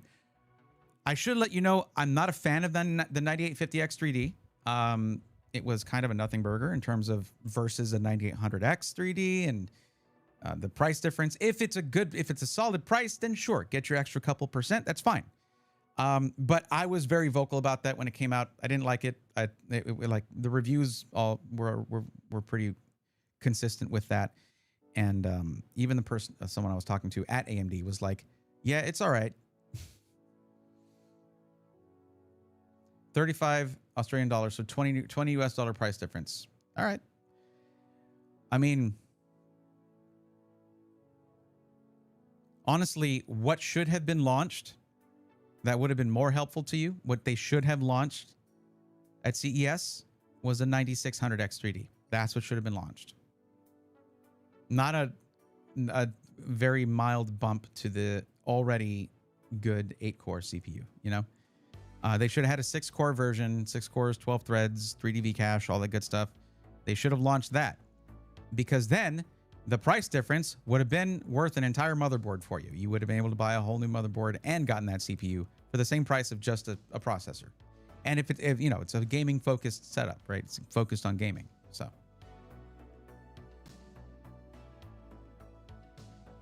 I'm kind of done with it. I hope that it's that it works out for you though. Like I spent a lot longer on this than I intended to. Just it seems like it might have been a bit of an impulsive decision. My first question to you would have been, what motherboard are you running right now? And often I'm asking questions that I feel you should ask yourself, but like that's because I know this stuff. Like this is my thing, right? But yeah, I'm just mad at Asus right now. What a garbage website. That is so frustrating. Okay, I have not heard from anybody other of these two people who submitted the forms, so... Oh, actually, never mind. Have It Game Series, a little bit far back there on the... Yeah, if by the way, on YouTube, if you want to make sure I see something, type my name out in the chat because it highlights the message for me, okay? I was very focused on what I was doing. I apologize for that. With the Z790 plugging in, the 2 plus 8-pin connectors for my 13900K CPU didn't make any improvements. One 8-pin seems to be enough, I guess.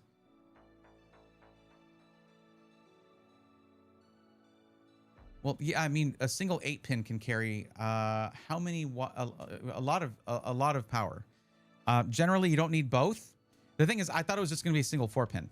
If it was going to be 4 power, that didn't make any sense. I shouldn't have thought. I expected the worst from this motherboard. But in 2026 or whenever that motherboard launched, I guess 2024.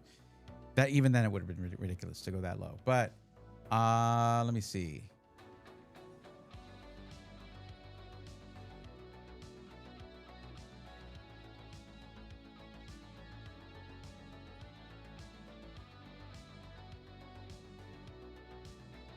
Yeah, a single one is officially rated to handle up to 336 watts, or 300. There's varying, slight variance, right? Where it can be up to 384 watts, and most CPUs don't run that much wattage. So you generally only need the 8-pin, unless you're going to be doing any overclocking. Then you just want to go ahead and plug them both in because you can. Just go ahead and do it. So you should be fine. I am not saying you should be fine. I have no idea.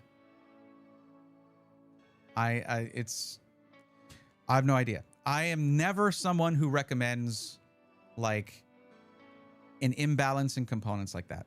If you want a high-end CPU, it needs to be on a decent motherboard. Not even really, really nice, but just something at least like getting into mid-range. Like 12 plus 2, something like that. Some motherboards are like 10 plus 2, stuff like that can handle it fine. 8 is really pushing it, which is why I'm not really comfortable saying you're going to be fine, because I don't know that. I don't know. It's better than 4, I'll tell you that.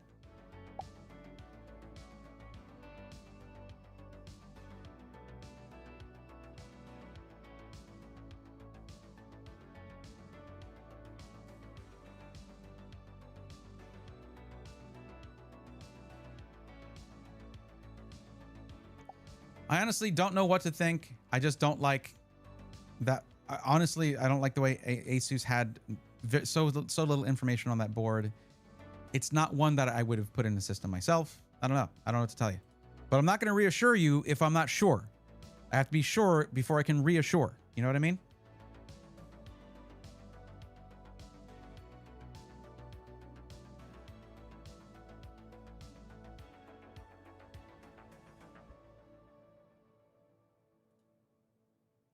Have It Game Series, you still here? You're here, right? That was, how long ago was that? I don't have timestamps in here.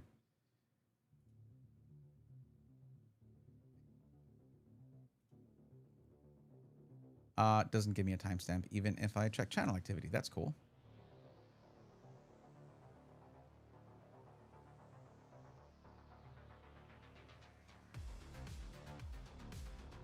Okay.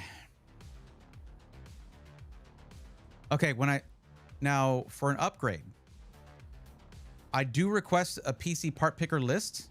This is just a single component. The ARC A770. I've got questions.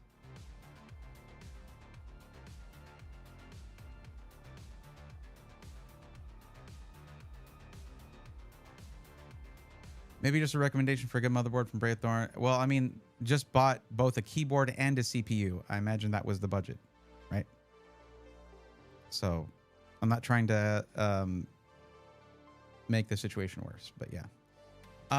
Okay. Have It Game Series. I have questions for you. Now, it says in your channel activity here, you said, I left a link to my preferred upgrade. I was wanting your opinion on that. I did not realize I would need to also type in system specs. Okay, yes. I am pairing my chosen GPU upgrade with a Ryzen 5 8600G at 4.9 gigahertz and 32 gigs of DDR5 5200. That's rough. That is rough. But at least you'll get off of that integrated graphics there, because that's like not the right RAM for that CPU in terms of frequency. And an 8600G relies entirely upon the RAM for VRAM as well. It's like simulated VRAM. Peckish, here's what I would do. You might be fine with this, okay? Run it in eco mode in BIOS. Run it in eco mode. You should be fine. It's still going to be a massive upgrade over an 8500G, okay? Just run it in eco mode. That should benefit you greatly. I think it limits it to 100 or less, something like that. I don't know the eco mode for the brand new CPU. I've never touched a 9850X3D, so I don't know the eco mode wattage. But that's a quick Google away for you, or I can do that in a bit. But I am helping somebody right now. But yeah, just run in eco mode. That might limit it to 75 watts. I don't know, because it's the 8 core. They had an eco mode for the 7950X3D that limited to 105 watts. And that thing still ran awesome. So AMD's eco mode's kind of OP. 65 watts, there you go.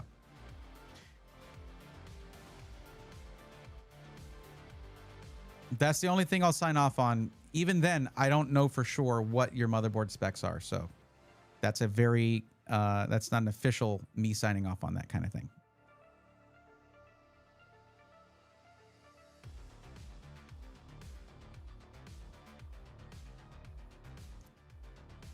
Specifications. That's what specs is short for. As in, I don't know for sure what the power delivery is. You could tell me how many gray squares there are, and you didn't need to tell me that. It was like I can just look at the picture and see that. I'm used to being told what the power delivery is, though, so that's what I was actually looking for. But yeah, you can't always go by count of squares because count of surface mount devices, SMDs, right? Because some power delivery is like 16 plus 1 plus 1 plus 1 plus 1. And they're like all different kinds of things. It's crazy. That's an actual thing. But still.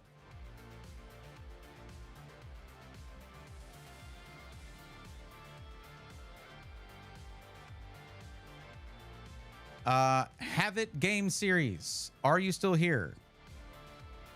They left, it seems. Okay. At least when I go to chat in YouTube and I type in @have it, yeah, it doesn't pop up so basically it's saying you're not here. You came in and said, yo, I am back, and then immediately left, I guess, because I was helping somebody else. Maybe, I don't know. Unless it's the YouTube chat is weird about letting me know who's in chat. Like it says I have 14 viewers right now, but if I go to a participants list, it shows nobody. YouTube sucks at this. They're so bad. That is limited by the motherboard as well. This is exactly why I greatly dislike Asus budget motherboards. Yeah, they don't treat their budget buyers very well. You're most likely getting a high-end Aorus board. You don't have to get high-end. I did say that earlier. I did say you don't have to get high-end. Mid-range is fine. Once you get to the high end of motherboards, there's going to be a lot of stuff there you do not need. Check my name. I still have it open. Yeah, no, it says 0 participants. Here. I'm there, so it's not 0. It's 1. Asterisk. Asterisk. Just 1. Look at this. I have like 0.5 pixels if I... Nope, that's not what I wanted. Okay. Well, my chat is gone for YouTube. Okay. Bye-bye.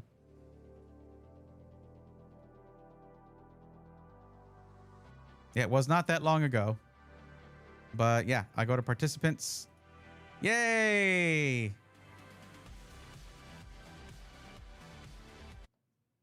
So alone. Just kidding. I'm not. Because y'all are here. I know it. Careful having YouTube chat on Twitch stream. Actually, no, they're not enforcing that anymore. I'm going to be putting a combined chat. I was trying to get a combined chat thing in. I'm going to yell at Nutty because I did it wrong. Yeah, they allow that now. Okay, now, see, now I guess it's when people are active, because now it's showing a couple of people in there. Don't ask, guys. I don't know. It's YouTube. They suck at the stream setup thing. Yeah, basically, it's like, who's been active in the last 5 minutes, maybe? Yeah, no. Well, I'm going to have a combined chat eventually. I tried to set it up, but it was like, it didn't have a... It wasn't like rolling over. I couldn't like decide how long I wanted the things to be. It was pretty annoying.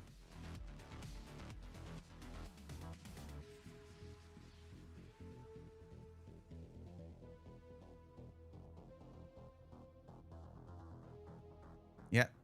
Okay, so it's whenever someone says something, they get added into participants. I guess that makes sense because it's like who's actually participating rather than who's lurking. Maybe that's it. Like if you're lurking, I value you lurking like that. Thank you. But YouTube doesn't, I guess. I don't know. 12 plus 2 plus 2 is fine. That is just fine for what you're trying to do. If you ever try to go with a 16 core or something, go with something like 16 or higher. You should be fine. You don't. It's not like you need a phase per core or anything. It's just you're spending that much more on the CPU. Add another $50 to your motherboard. Why not?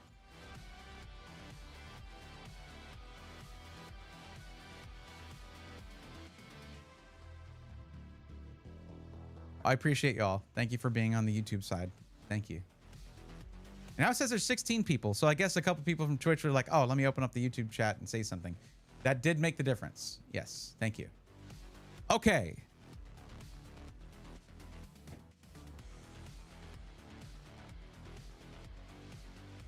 Okay, so for this next one, I'm going to add a little thing in the beginning where I mentioned, yes, these are upgrades. So yes, I got something from that box, but I already knew it was in there, that kind of thing. We'll add that in there. Why not?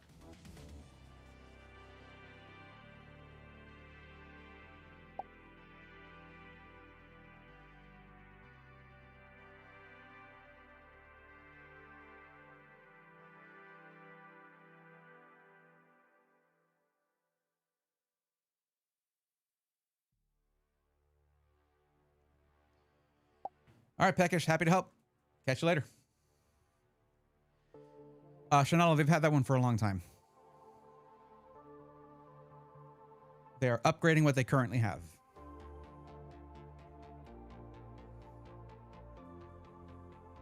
Yeah, congrats on the CPU. Okay. So let me give you all a sneak peek of something. Let me take this off of the thing real quick. Hold on. This is what I'm using to control the both the zoom and the manual focus. Oh. Okay, well the super clamp isn't coming off, so it's going to stay there. You don't get to see it. Well, I guess I could do this. Hold on. No, that's screwed on pretty well. Not this one.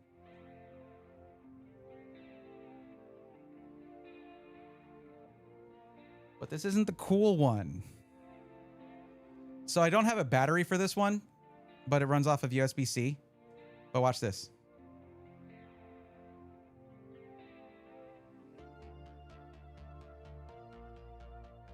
Now, if I go all the way, it's kind of annoying because it zooms all the way out for some reason. Like I zoom all the way in, it'll zoom out all the way. Like it'll go all the way zoomed in and then bam, it goes zoomed out. It's annoying. So there's that one.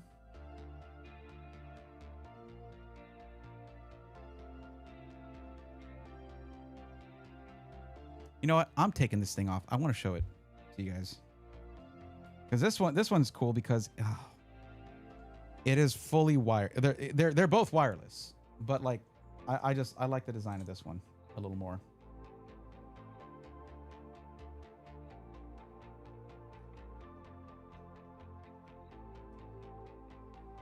Now, the whole reason I'm doing this is because my top-down setup is not meant to be manipulated. Like I'm not supposed to mess with it.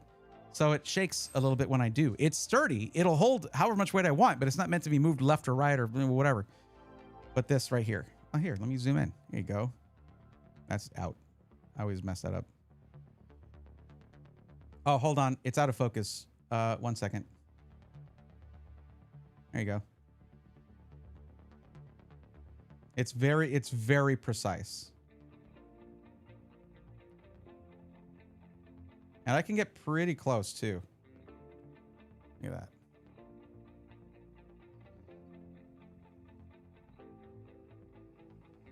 Now, why do I not just use autofocus? Sony has really good autofocus. Well, when I'm holding the focus is, the depth of field is so shallow with this camera and this lens. On autofocus, when I'm holding a card like this, it will focus on the tips of my fingers. And the card will be slightly out of focus. And that was really bothering me. So, manual focus it is. I want to show you what it's mounted on, but I can't because apparently I broke the super clamp. It's clamped really well, but oh well, I guess I'll just replace that later.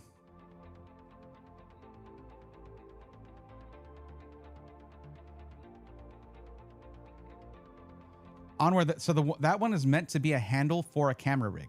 That's why it looks like that.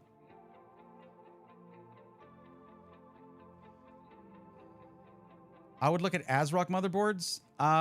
Panther, the thing about ASRock is they're notorious for burning out 9800X 3Ds. Now, has it happened thousands of times? No. But it's happened enough times that people typically, with X3D chips, especially 8-core ones, will avoid it. So, otherwise, I do agree with you. ASRock boards are pretty good. It's just even after they said they had a fix, people who said, yeah, I had the latest BIOS, but it still fried my CPU. You don't want that, especially with how much those cost.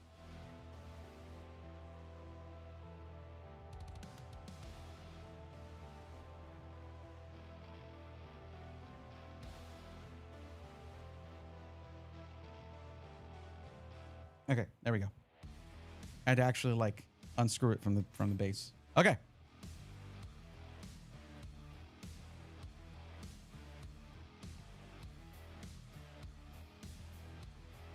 Extreme close up. Whoa. Yeah, I can kind of do the Wayne's World thing. Why not? Oh yeah, I got to show these. Okay.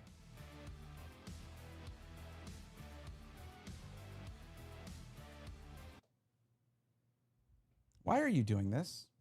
Why do you do this? Camera. Hi, I'm right here. Thanks. Okay. No one wants to. It's like focused on my forehead. It's great. Yo, Triple B, what's going on? Bears, Beats, and Battlestars. What in the beautiful mic is that? New or have it been gone too long? It is new. I've only been using it for a few streams. Yeah. Yo, what's going on, Gotham guy? How you doing? Welcome in. Hey everyone. Hope I didn't miss much. Just a continued crumbling of the market. Buff and Puff, how's it going? I hate Armory Crate. Hello to you too. Yeah, it does kind of suck. It tries to do too much. That's the problem. All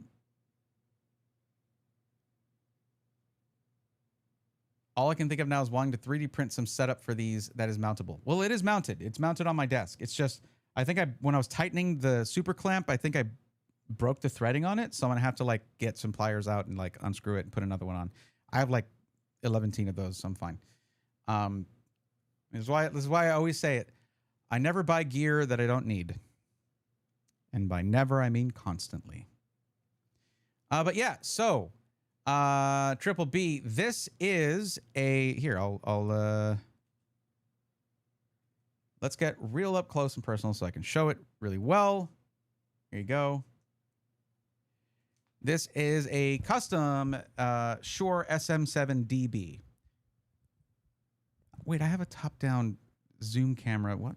Anyways, this was customized by Colorware, who I thought only did mice and keyboards, not mice and like controllers and stuff. But no, they do a bunch of different Shure mics too.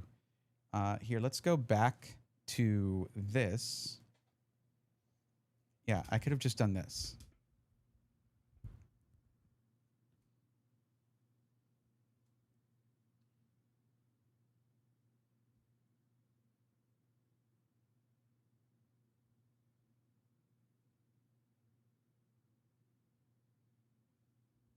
It's like a chameleon color. Like right now, at the angle I'm seeing it, it is like golden orange, a golden orange color. It's so sick. And for the gold part here, they don't just do that ring. Look at that. It's crazy. Crazy how cool it is.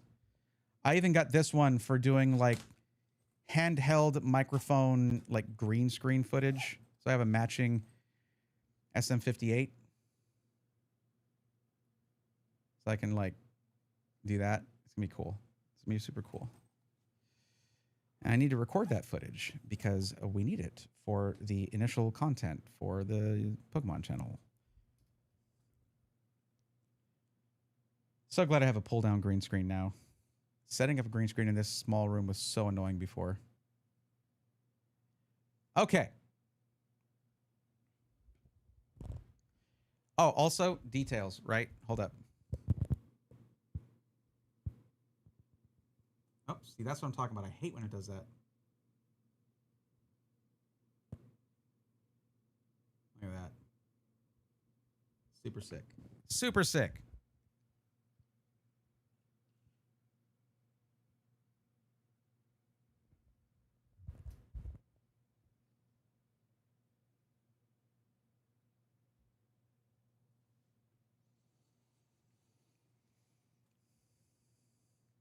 Absolutely. Absolutely. 100%. Onward. Yes. I don't have any trips planned right now. Nothing. I might not even be going to NAB, actually. So, yes, we can get focused on that. Yeah, Triple B, here's the thing. Now, in this 3D print, if you look at the original image, this is like yellow to gold to orange kind of colors. But in the 3D print, it's just yellow. But yeah, it's supposed to really be purple and gold overall as the color scheme. So there you go. Matches. Brings together the background. It's really cool. I love this thing. I love this thing. And it sounds really good. Like I was so against like the typical streamer mic, right? Which is the SM7B. But I get it. I do get it. All right. So the beginning of this is going to be for the end of the prismatic evolutions thing. Okay. Plus also for the long form. Okay. I should say this in the recording. The very beginning of this is for the end of the prismatic evolutions premium figure collection box thing. Okay. All right. I guess I can't say I got no upgrades because the promo cards do count and these are honestly super sick. So I guess I'll take it, but I don't have to. I'm not going to lie. That was a bad box. Okay. There you go. All right. But we're moving on. We are moving on. These will be set aside. We're at the final thing, and I didn't get this. There's so much plastic in these boxes, I swear. I didn't get this at the card show. I got this right after. This is the Team Rocket's Moltres EX Ultra Premium Collection. And I've been wanting one of these. I kind of missed my chance to, this was exclusive to GameStop. But I got it for a decent price from Collectors Club right after the show. So, yeah, I've always wanted to open one of these. So we're going to do that. This thing has 18 packs in it. So this actually is going to be split into 2 videos, 2 shorts, as we do 9 packs and 9 packs on that. But we're going to see everything else that's in here. Let's rip it open. Let's see what we got. Of course, for the full length, that's not the case. We're not splitting it. It's a long form, but whatever.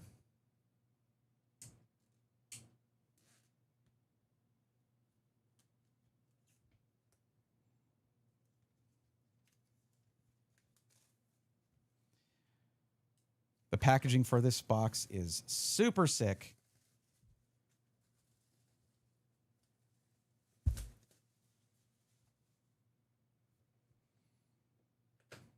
Wait, hold on. So this has to go over the R? It's not the most graceful thing, but okay. All right.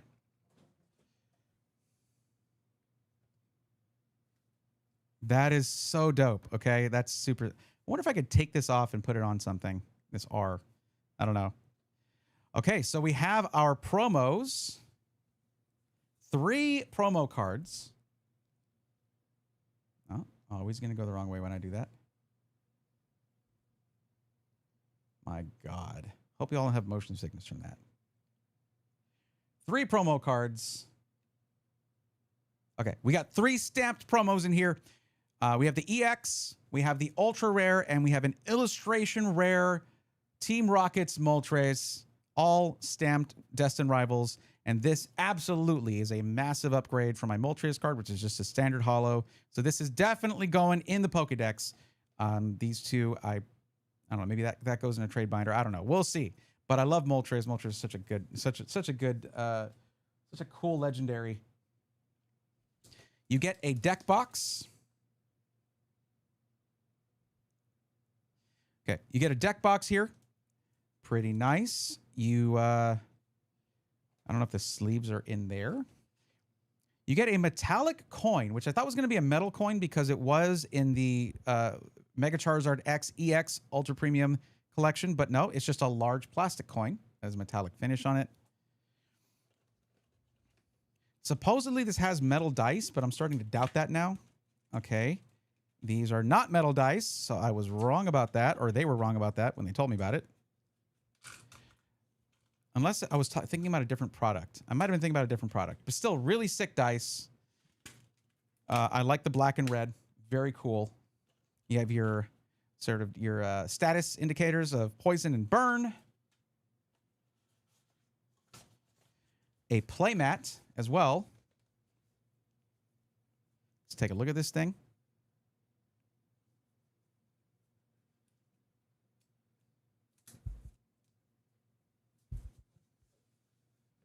And it is upside down. Whoa, I don't know why it lagged like that. Very cool playmat. Are you kidding me? This thing is sick. Oh, I'm using this at the next thing I go to. I'm definitely using that. Akatsuki mat Pog. Oh, wait. Nope. Not quite.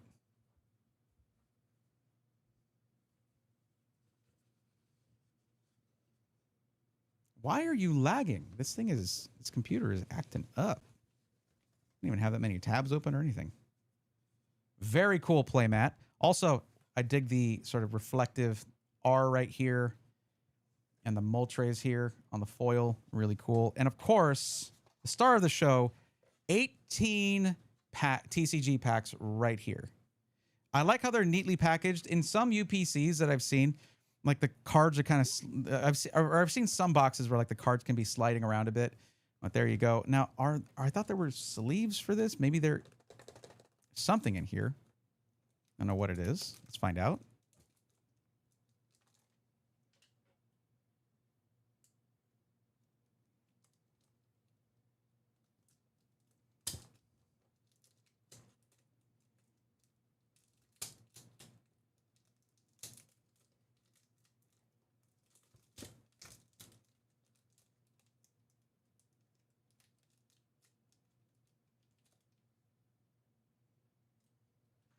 The packaging is on this alone is kind of annoying, actually.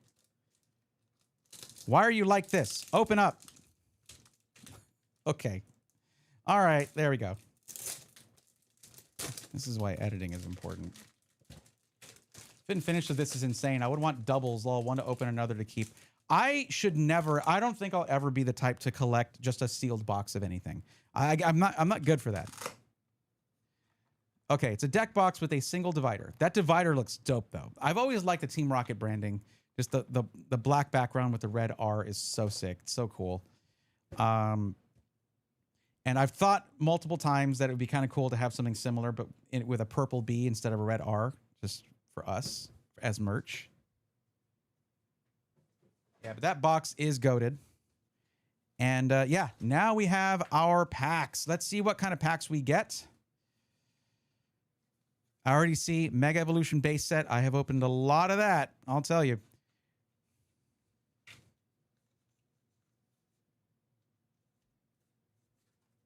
Where does this want to open up? Right here? Okay. There we go. Yeah, these are really nice and secure.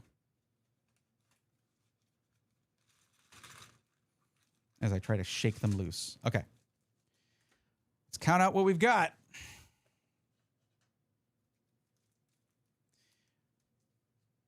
All right, so 2 packs of Mega Evolution base set. That's not too bad. 2 packs of Destined Rivals, which makes a lot of... I thought this one would have a lot more Destined Rivals in 2 packs. It just makes a lot of sense for a Team Rocket product, but there's 2. That's fine. 2 packs, 4. Yeah, 4 packs of Journey Together.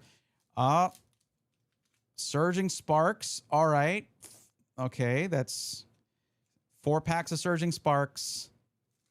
And 6 packs of Twilight Masquerade, interestingly enough. That's a set that I think is a little underrated. There's some really cool full arts in there. But yeah, so how are we going to do this? I think I'm going to keep Destined Rivals and Journey together. And how should we mix this up? I'm going to do 9 now, 9 in another short. So there we go. We'll split up the Twilight Masquerade. So there is 9 right there. That's going to be the next short. We're going to do all of these right now.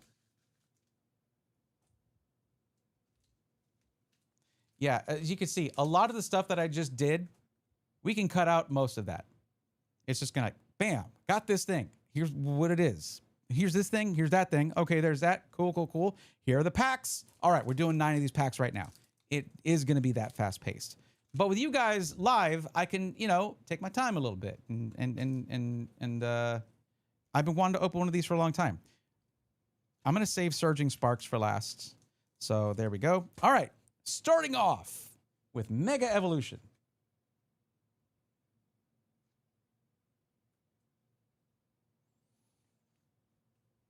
Okay, let's get this started with the 2 packs of Mega Evolution.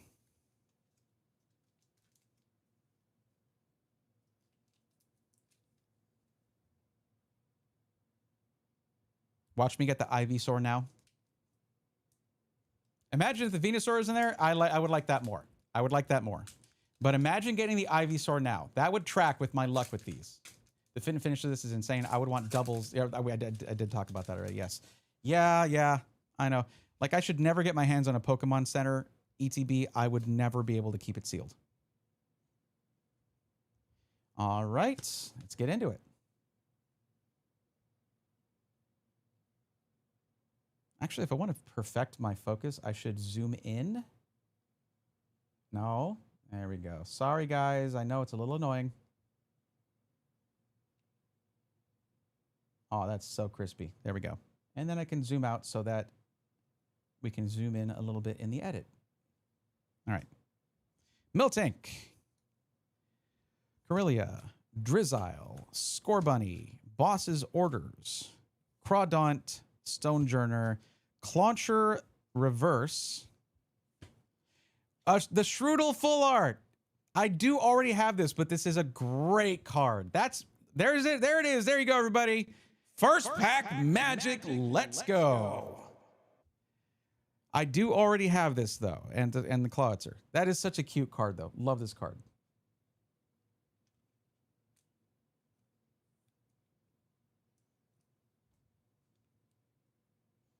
That is though one for the trade binder.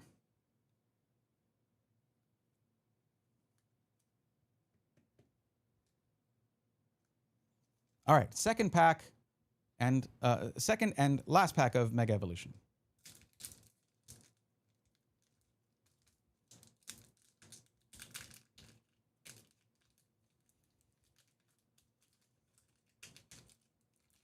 $10 years, Triple B? That's crazy. Congrats on finding it, though. That's awesome.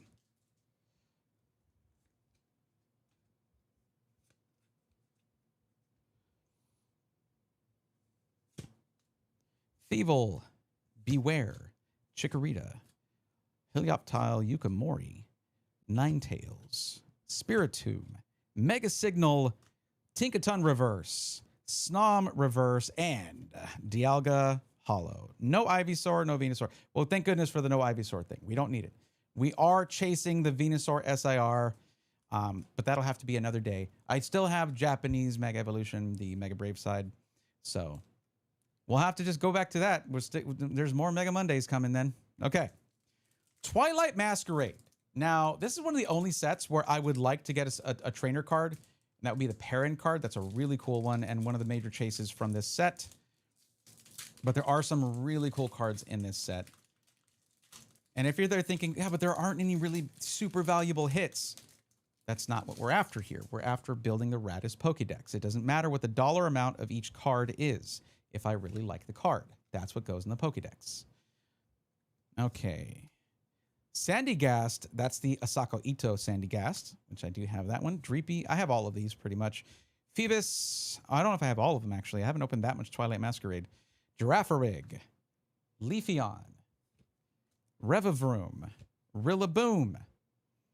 I think I got a Rillaboom recently, even if it's not in the Pokédex yet. Kilowattrel Reverse, Glaceon Reverse, Enamorous Hollow. Enamorous Hollow. Okay. Pack 2 of Twilight Masquerade. We're opening only 3 right now. We'll be opening the other 3 after. And for those watching the... Well, I don't know if this would even go in the long form video because they didn't buy it during the card show. I don't know. But if you're watching the long form, just know those will come later. All right. Okay, Girafarig. That is a Shinji Kanda Girafarig, by the way. Vulpix, Froakie, Yukamori, Eevee, Cook, Palafin. I do have a Palafin, yeah. I like Palafin. Tatsugiri, Ducklet, Reverse, Slugma Reverse, and Ogerpon Hollow. One more pack of Twilight Masquerade until we open the other 3 later. Might have used up all my luck on that first pack, guys. It has happened.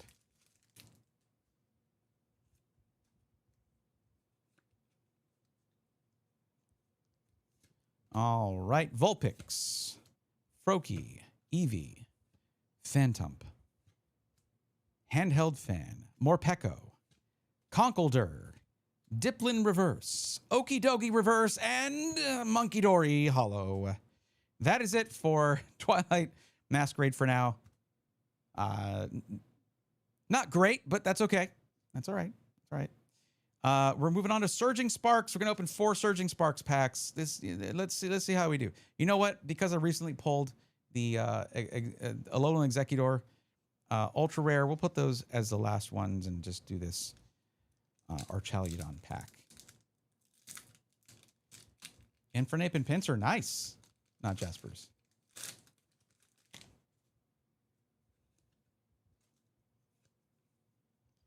All right, Surging Sparks. I haven't opened that much Surging Sparks, but I guess I kind of have. I've at least done an ETB. Shellos, Slackoth, Vigoroth, Azelf, Dragon Elixir, Goldengo,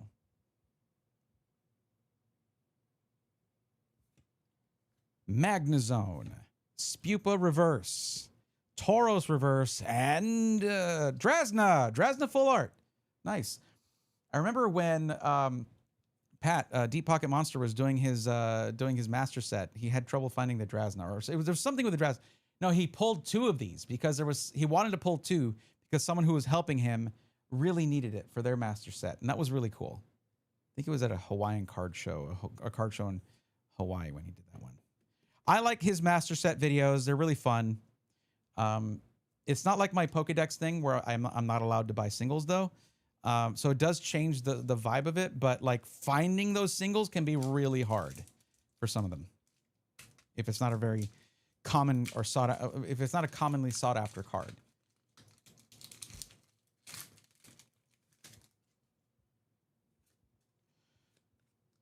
Okay.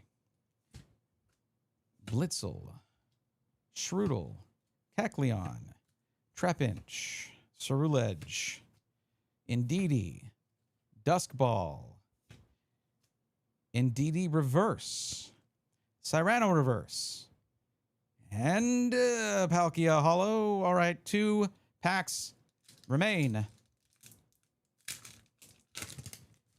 This has not gone well so far. I guess I'm saving all the hits for the next video, so get subscribed or hit follow so you don't miss it.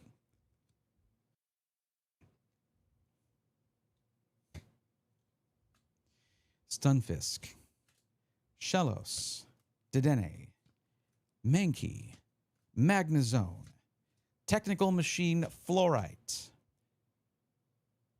Quiquaval.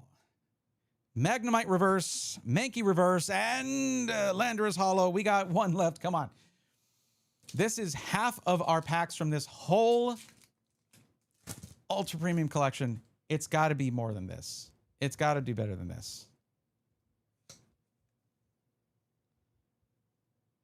Come on. Okay.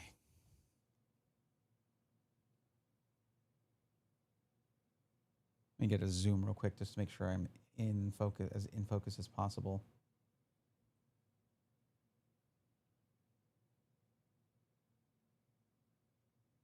Okay. Trapinch.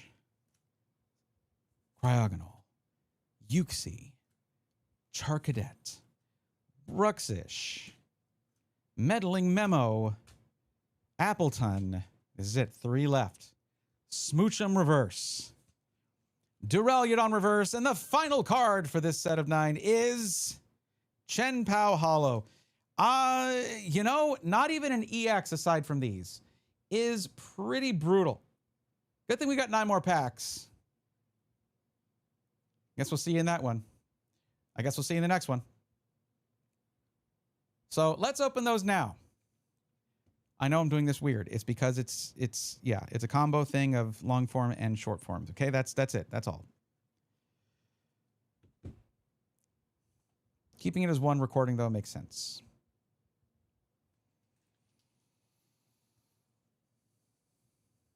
I do have to do an intro for the second one though.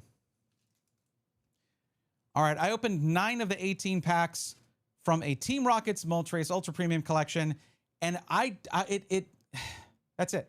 No, don't look away. All right, no, this is, you need to know it wasn't very good, but still, we have 9 packs left. It must redeem itself because those are not cheap boxes. So here's what we have. We have 3 packs of Twilight Masquerade, 4 packs of Journey Together, and then to finish it all off, we have 2 packs. I'm not in focus. So here's what we've got. 3 packs of Twilight Masquerade, 4 packs of Journey Together, and then 2 packs of one of the most popular sets from Scarlet and Violet, Destined Rivals. So let's get it started with these 3 packs, Twilight Masquerade. I guess that doesn't need to be in the full length. So it's just this. All right. You know what we've got left, and we're capping it all off with Destined Rivals, which is an awesome set. So let's get into it. Try not to get too confused on the editing for that one because it's very confusing. It is very confusing. All right, pack 1.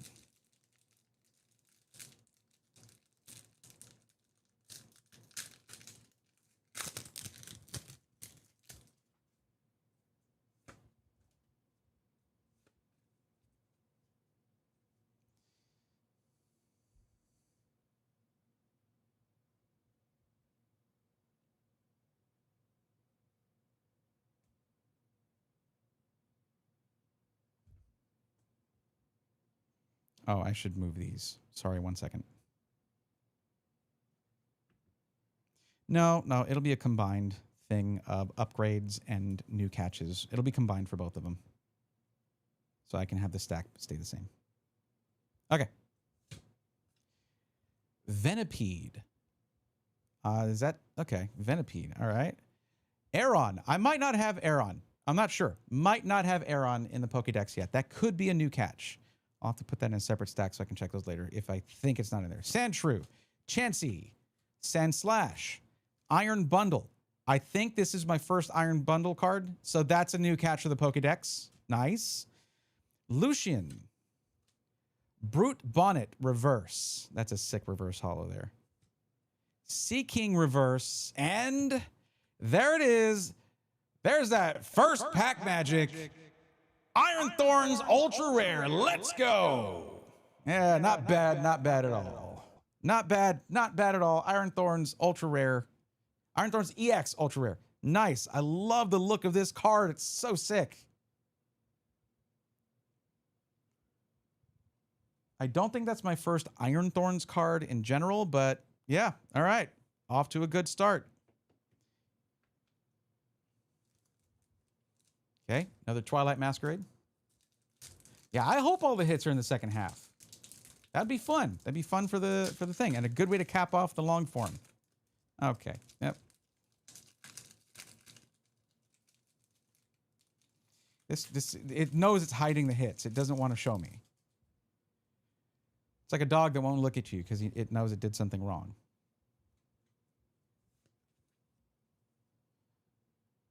Okay. Chansey, Tangela, Clefairy, Shinx, Festival Grounds, Glimora, Poliwrath, Dreepy, Lairon Reverse. I always say that wrong. Alakazam Hollow. Did I do something? Yeah, it was Dreepy Reverse. Dreepy Reverse. So I counted those wrong. Okay. YouTuber caught on camera counting cards. I can count to 10, okay? It's not a big deal. Well, I couldn't that time. Okay.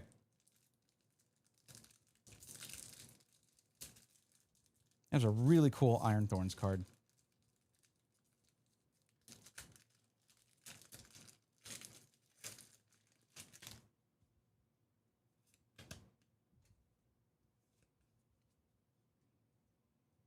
Okay. Tangela, Clefairy, Shinx. This is the last pack of Twilight Masquerade. Poltergeist, Darmanitan, Carmine, Swanna, Bellybolt Reverse, Torkoal Reverse, and the last card for Twilight Masquerade is Sinistra Hollow. Okay. Well, let's move on to Journey Together. I liked Journey Together right off the rip when I first started opening it. I kind of changed my mind because the hit rates aren't amazing. But there are some really cool cards in here. So, I mean, I'm not going to turn up my nose at it. There are some cool full arts in Journey Together. Let's see if we can get one. Let's see what we can get. Because I've got all the commons and uncommons for Journey Together at this point. So it's not going to be like, oh, I got a new Pokemon. It's going to be upgrades, essentially, is what we're looking for. Bombardier. Parasect. You jerk, you killed Paris. Sorry. It's too soon. Pupitar. I have a Pupitar, I'm sure. Alolan Geodude. Electrode. Hop's Bag. That's a card. Kling Clang. Ends Suspicious Supplement. Reverse. Tadbulb Reverse. Veluza EX. That might be my first one of those. I don't know. I don't think I have a Veluza EX. I don't even know if I have a Veluza. I think I do.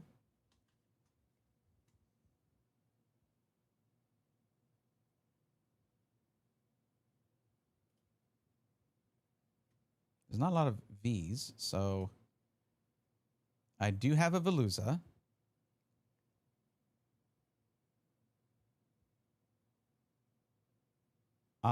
Yeah, that's an upgrade. I just have the uncommon, so that's a nice upgrade for a Veluza right there. Nice.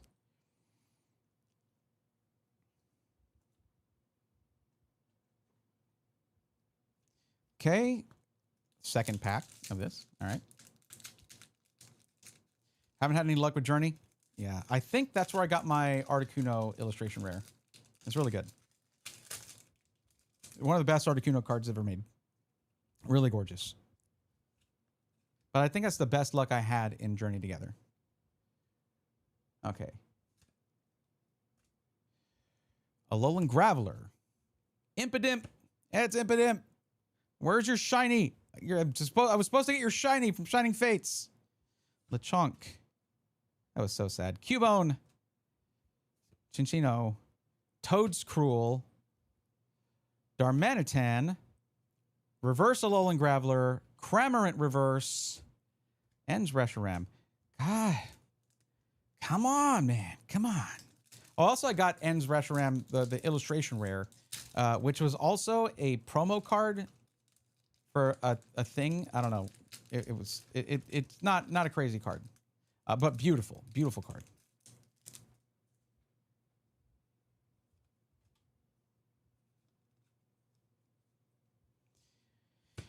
Okay, Whalmer, Tadbulb, Cramorant, Florgato, Combuskin, Alolan Golem, Escavalier.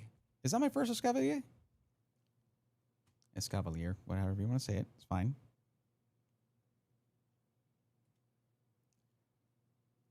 $589.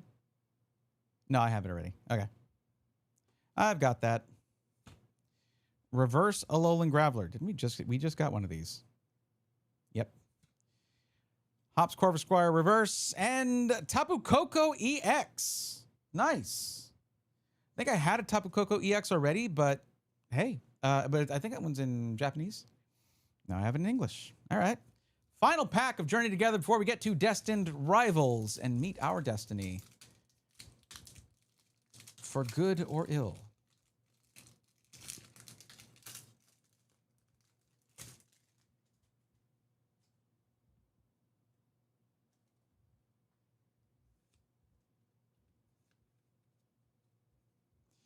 All right.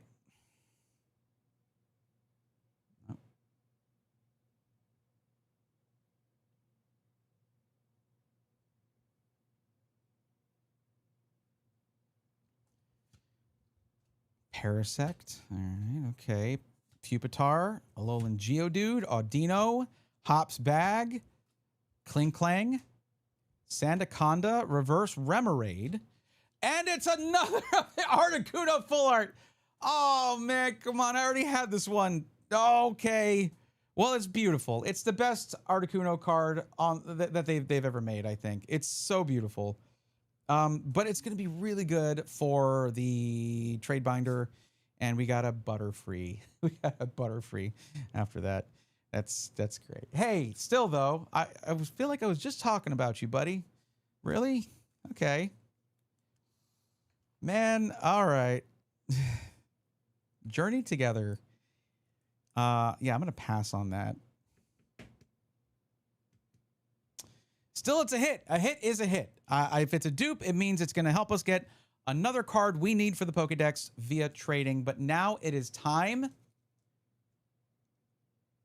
for Destiny. Destined Rivals, 2 packs. Let's see. I'm feeling good about this one. We'll open this one first.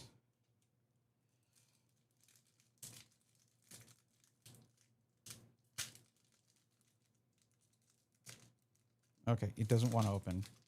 It's like, I don't want to go first. No. Oh, well. Okay. Destined Rivals. Best I've pulled from this is I think the gold Team Rocket's Mewtwo. The SIR would be very welcome at this point because this box has been a little rough overall. Phoebus. Dottler. Also, Cynthia's Garchomp would be great. SIR. That'd be great. Not the EX. Heart of the cards. You know what I'm talking about. Zubat. Shaman. Oh, no, Shaman. That. Ethan's Adventure. Abomasnow. Thanks, Abomasnow. Houndour Reverse. Ethan's Adventure Reverse. And the Blaziken Hollow. All right. There was a long time where I did not have a Blaziken card. And I think it was that's the one that I got that finally put Blaziken in the Pokedex. This is it. Last pack out of 18 from this box. RGB, buddy, come on. Give me some mojo here for this last pack. We need it. We got to have it. This has been unbelievably rough.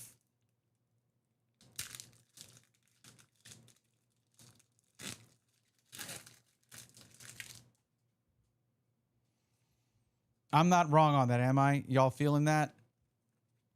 I was so excited to open this freaking thing. It was still cool. It's still a cool experience. Team Rocket's Pupitar. Misty's Staryu. Team Rocket's Nidorino.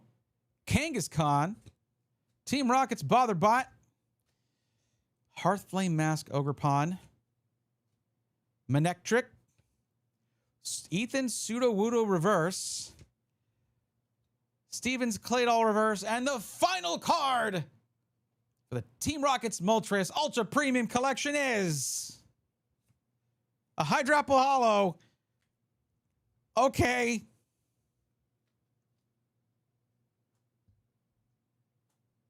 Okay.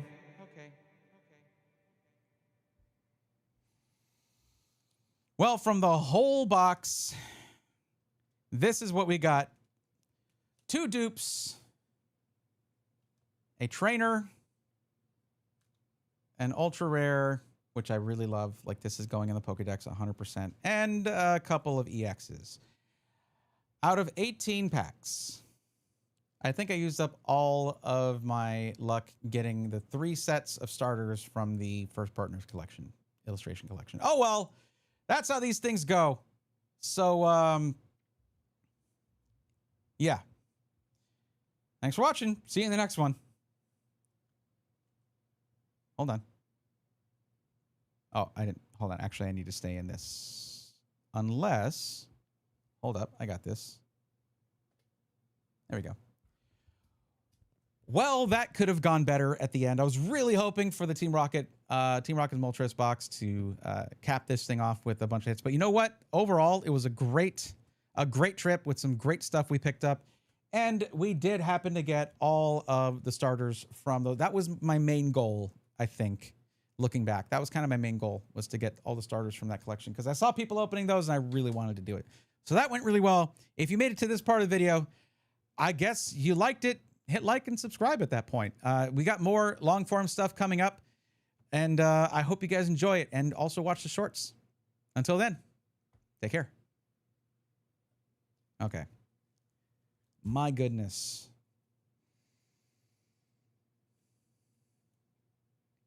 I can't believe I got a dupe of that Articuno right after mentioning that Articuno. I called it into being. Doing commentary, we call that caster curse. When you say, I hope this bad thing doesn't happen to this competitor, and then it does. And you're like, tee-hee, and then you feel bad.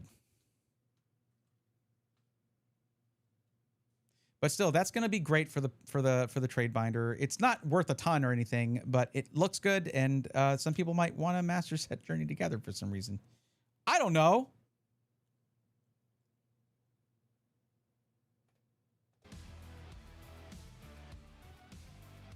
Plus the promos. Oh yeah, we got the Moltres promos. Duh. Okay. Kept those in their cardboard.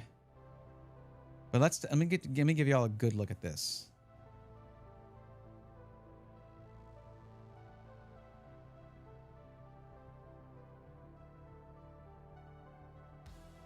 Look at that.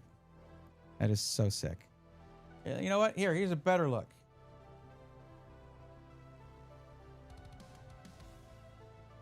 We're getting there. We're getting there. There we go. Absolutely awesome. And then there's the ultra rare style one, which is cool. Then there's just the EX. Good for the EX collection to have a stamped EX. That's pretty awesome. I like that. And just R. It has R.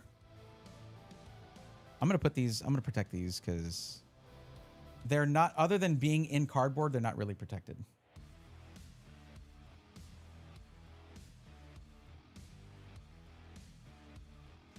Just checking again real quick. I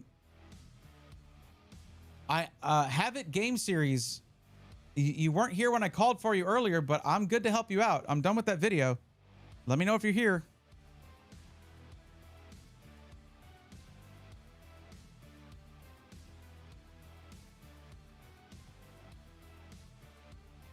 This promo is so sick. Jeez.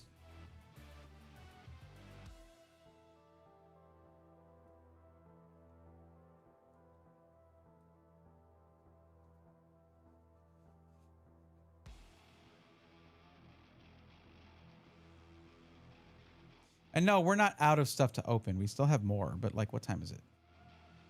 11:10. Okay.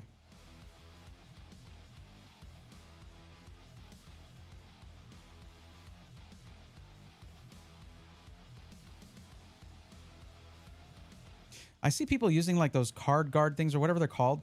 I don't like that they're semi-rigid. These are rigid. This is rigid. This really protects it. That's why I prefer to use top loaders for just like for cards that I want to protect. I know if you want to get a card graded, you need the other things, the sort of semi-rigid ones, but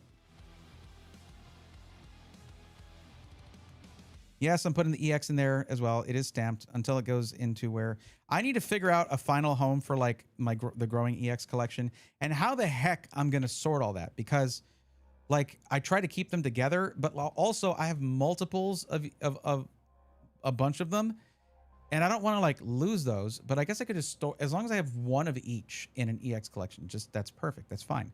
And any extras that I might want to use for a deck or something, I'll put in the card storage thing that I have sorted and able to be accessed easily.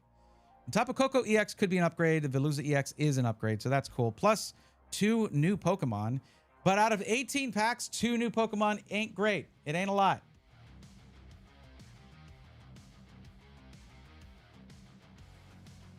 Now, to be sure, I have to go through these and cross-reference them with the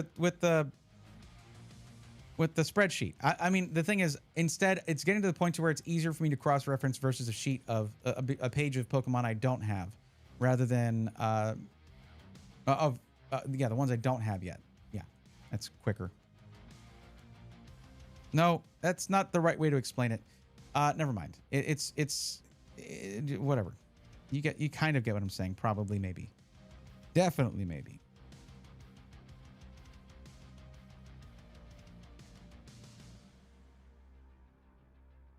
This is just so many. I am putting these back into... No, that box doesn't work for it. Oh, I have a deck box. I'll use that. Yes. Unless this isn't enough space for that. I don't typically keep my trainer cards together. I don't have to check those or cross-reference them or anything like that. My energy cards also go elsewhere, so that's fine. Let me at least take the hollows and stuff out, or reverse hollows. Unless I didn't put them here, or I just didn't get many. I guess I didn't get many from that stack. Okay. Okay, fine.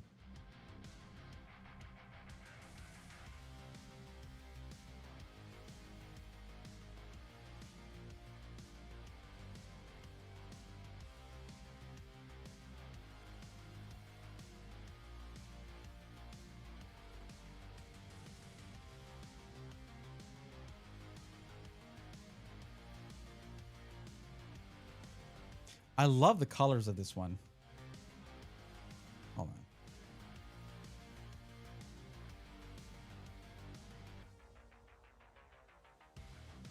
Ultra rares are dope.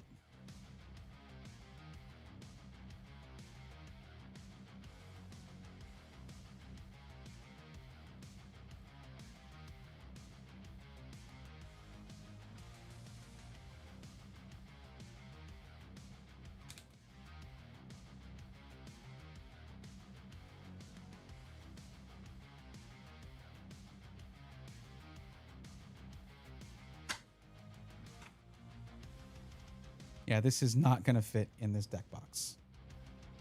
Oh, well. That's where all the hollows and such were.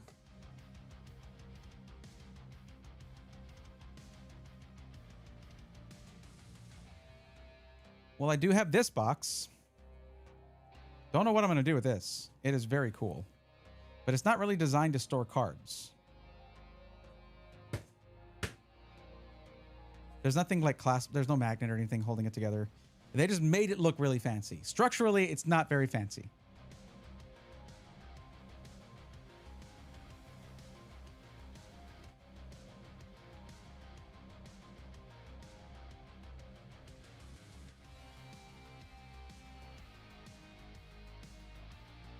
I guess I'll put them in there anyways. Okay.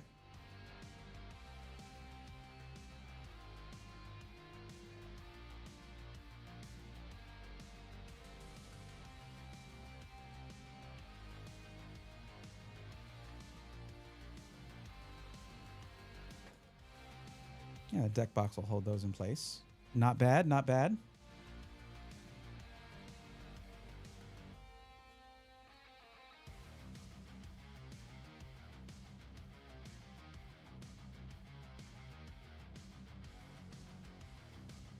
That goes in where I have my coins.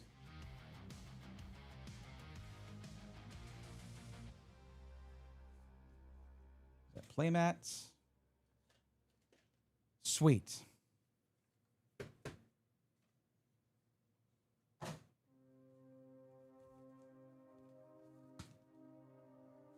I don't think I can properly articulate to you guys just how much housekeeping I have to do from all of this. The pack trash, the packaging.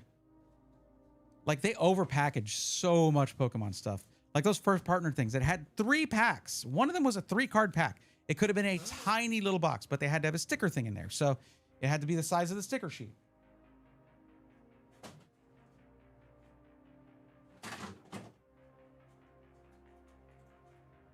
Just too much packaging.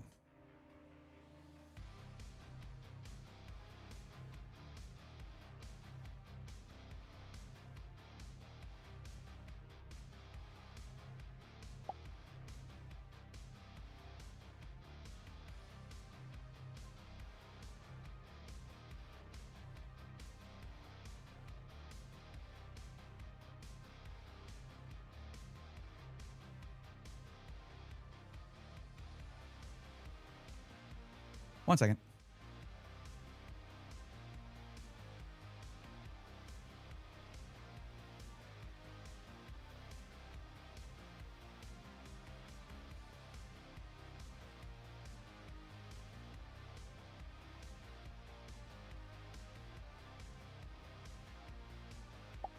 I mean, it's true. I guess I could sticker a lot of things.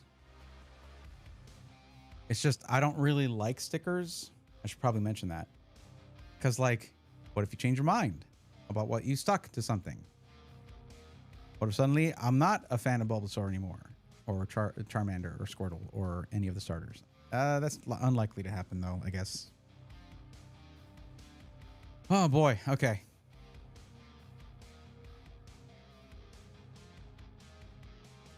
Calling out again for Havoc Game Series. Are you here? Also, Grandma's Boy. Where you at? Not here. Okay. Guess I'll set this back to that. I'd love to help out, but you do have to be here for it. I don't know.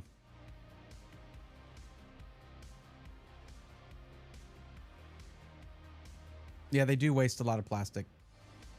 The good thing though is if you look at like some of the not vintage but like 2010s and up when they had something with a promo card in it, that promo card is like stuck in there but good. And you have to like pop it out of the plastic. The way they do it now with these little holder plastic pieces is much more gentle with the cards, which is great because some of the promos are really nice. So that's an improvement, but it requires so much single-use plastic. It sucks.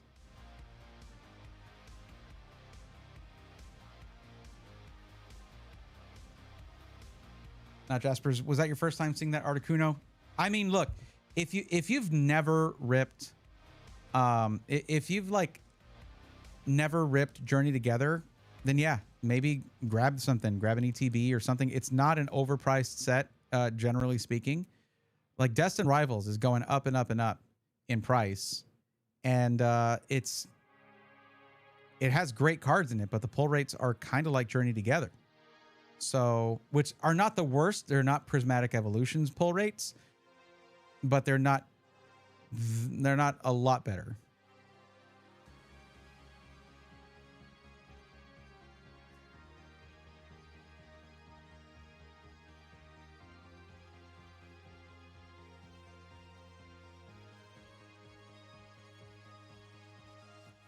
I'm still out of Ninja Spinner.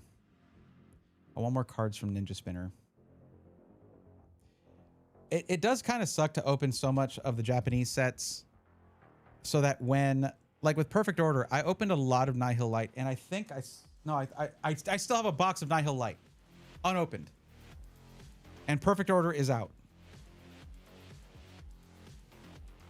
I should just do a hits only of that whole box. And just get it, like, because as it turns out, people don't like perfect order. I do. I think it's great. But, well, I think it's good. It's not the worst. And there's some really, really cool cards in it. But, and also, it has B-Drill. That was great. That saved me hundreds of dollars. I think it's partly why I'm not in the perfect order is I have all the cards I want in Japanese. Then if that's the case, don't order any of it. Yeah.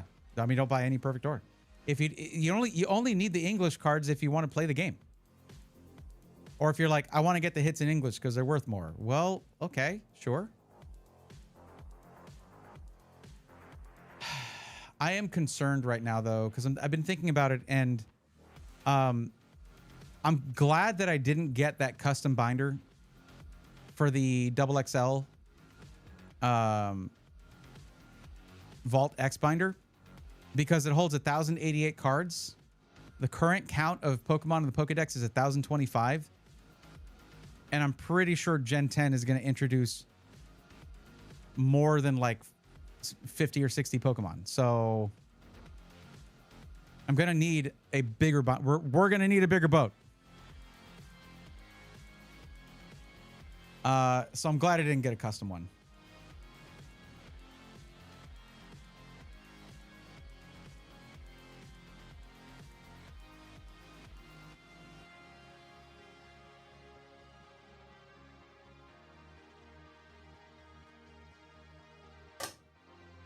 So I have 10 packs of Mega Brave, the Lucario half of Mega Evolution base set in Japanese. I still have like 20 packs of one box of Nihil Light and an unopened box. And then I have this, which I don't... What was this one? This was an impulse thing.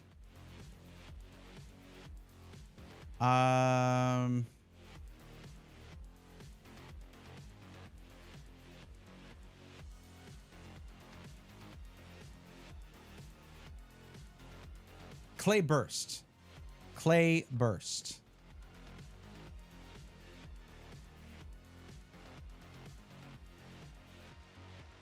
This is Ninja Spinner. Focus on the thing. Nope. That's Lucario. That is not Greninja. I mean, these things are from Ninja Spinner.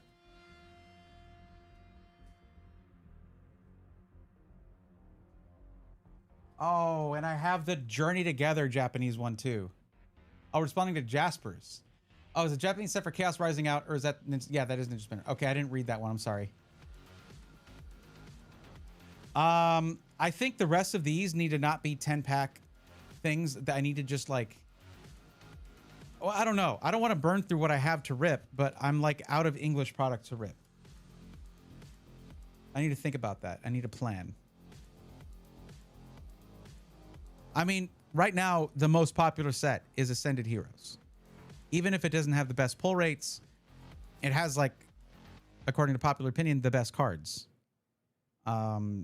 And just, it's a massive set. It is a massive set. My heart goes out to those who are trying to master set Ascended Heroes. Also, get some help. Stop it. Get some help. And here we have an unopened box of Nihil Light, aka Perfect Order. And an unopened box of Mega Brave.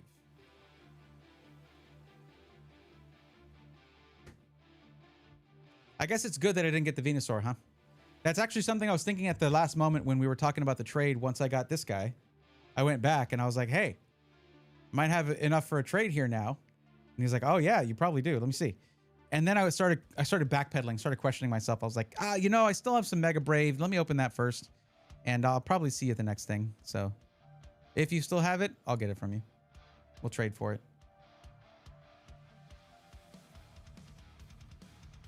But everything else I have right now is all in Japanese, which is cool, and I enjoy it. But it's all in Japanese, and it's all the regular booster boxes, no high class boxes, nothing like that. So I have to figure out how am I going to approach opening the rest of this.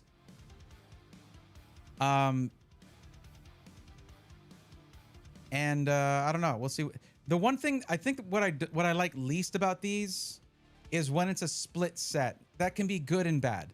What I mean by that is with Mega Brave, it's good because I have a chase, right? I'm chasing now I'm chasing the Venusaur SIR or SAR in Japanese.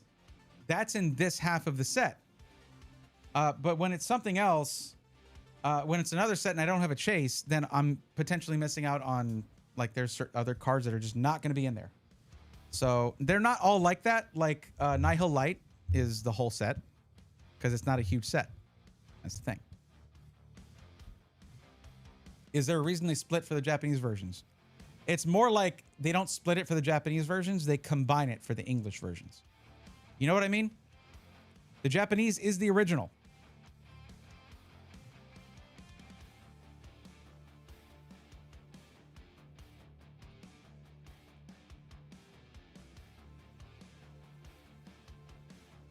Let's do a Mega Monday real quick. And it's going to be a short one because I'm not going to show the cards I don't need. I'm just going to get the last 2 out of each one. It'll be a 20 card thing, essentially. Because I have a whole box left after this. To make you buy more? I mean, maybe. That is the point of a business, right? I guess.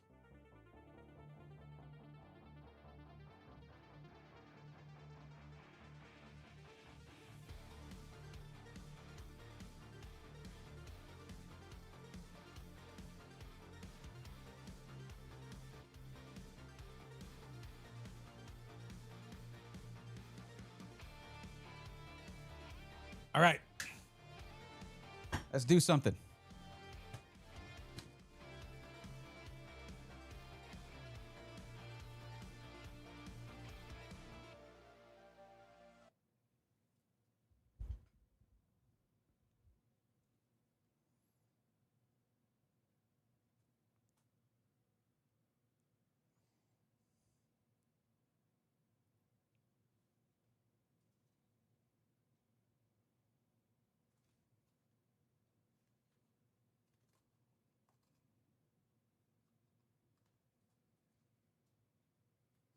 I need to keep my ear to the ground better when it comes to new stuff.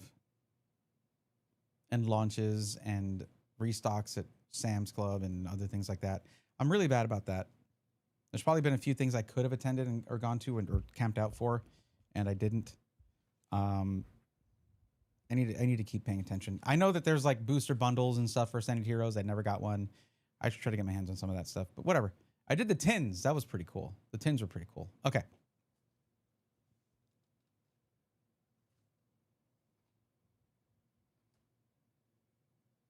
Let me put this in a different top loader so it doesn't have a price on it anymore.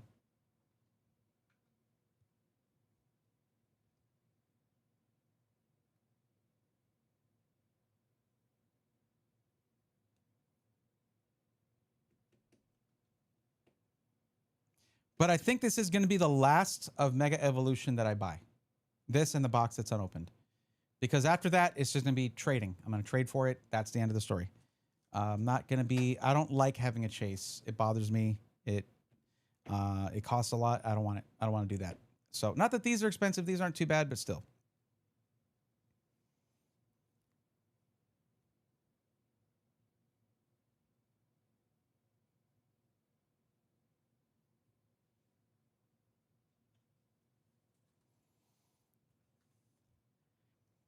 It's Mega Monday, and we're still trying to chase the full matching set of Bulbasaur, Ivysaur, and Venusaur.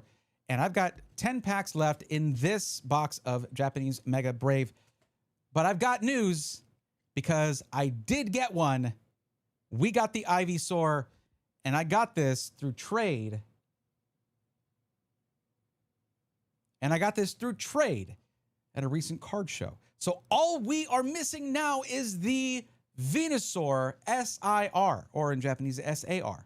So we're coming close to the end of Mega Mondays, as we know them. We're just the end, anyway. because I have the 10 packs left here and one unopened box left. So if we don't have it in here and it's not in that box, I'm just probably going to trade for that thing. But I really want to catch it. I really do.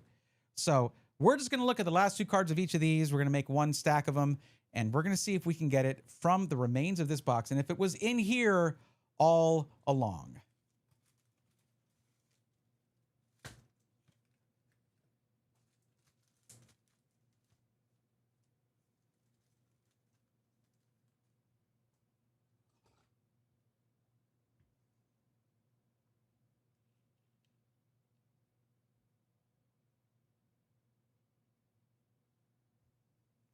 All right. Well, sit tight. I'll be done with this soon.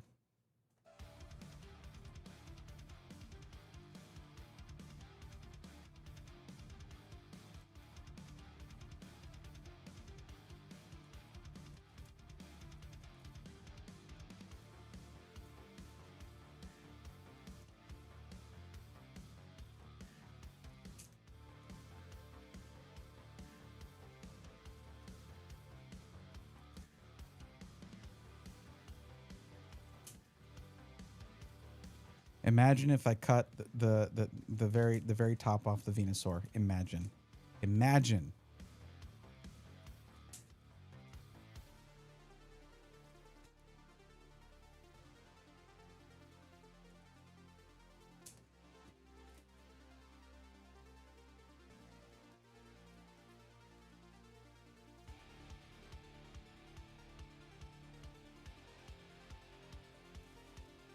Oh, I can bring y'all back into this. Here we go.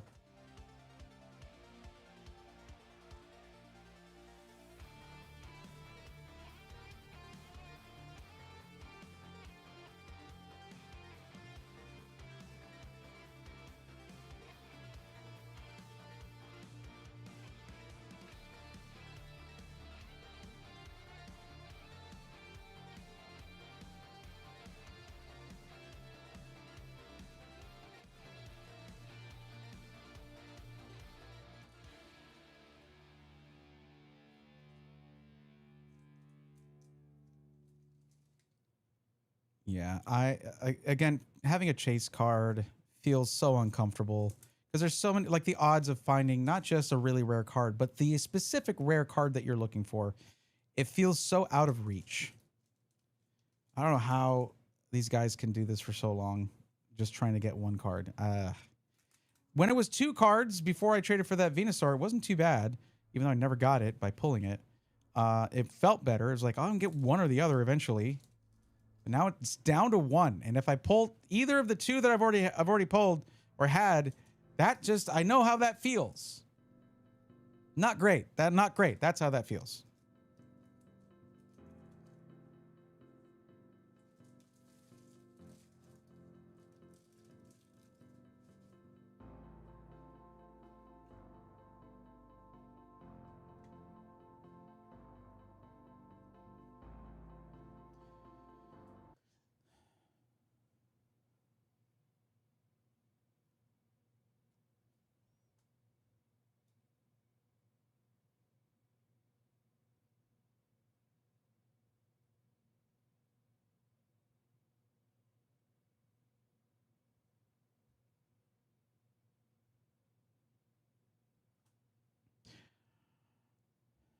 All right. So this is going to be the commons and uncommons right here. We'll just sort of fly through. I've pulled these a million times. I'm already good. I've got all of them in the Pokedex if they haven't been upgraded already. And yeah. All right. That's 30 cards right there that go to the bulk. And here we go. Hits and hollows, the reverses and rares, they should be in here. So let's see it. Let's hope it's not the Bulbasaur or the Ivysaur. I wouldn't mind. I mean, I don't mind a good dupe now and then for the trade binder, but like, let's hope we get the Venusaur. Oh, right off the bat, Mega Absol EX secret rare. Okay. That's a beautiful card that I think I already have, but it is awesome. Let me actually check that real quick. My Absol card is a double rare gem stamp. So no, it's a gem stamped card. This is an upgrade right here for Absol. Very, very nice. Okay, Goldango. Gumshoes. Okay. Volcanion. Executor. A Stadium. Garganical. Oh, okay, that's the Fighting Bell secret rare. I think I guaranteed a secret rare item card in a box. So there it is. I guess that's it. Very nice. Very cool card. Unfortunately, can't use that in tournament play here because it's not in English. But Shiftry. Dialga. Oh, okay. We got the Vulpix Art Rare. I did pull this in English from Mega Evolution, but it is such a gorgeous card. And if you are trying to build a Pokédex, this is a great one for the Vulpix spot. So that's a good card to pull right there. Shiftry. Okay, all right. That's probably going to be it from this stack. And not bad. Not bad altogether. Let me just sleeve these up before I show them off.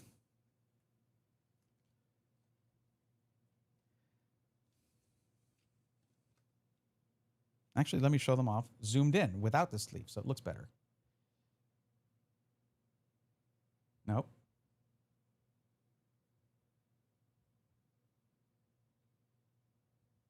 Just a little shot of that for while I'm talking. And then of this.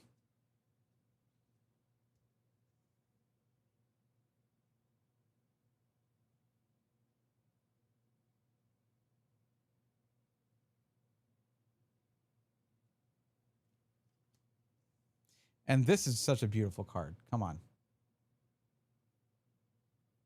Like, I get why Alpharad's favorite Pokemon is Absol. I get it. It's such a good choice for a favorite Pokemon. Even if, like, competitively, Absol's kind of eh. Such a good choice. All right, let's sleeve these up.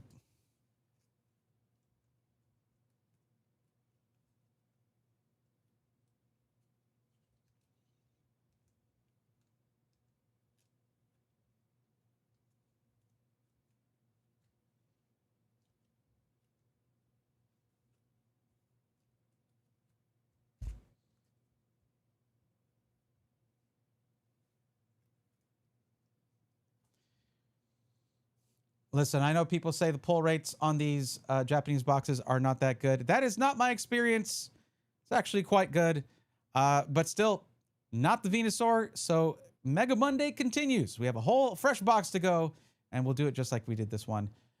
Get subscribed or hit follow to catch that when it happens. See you then.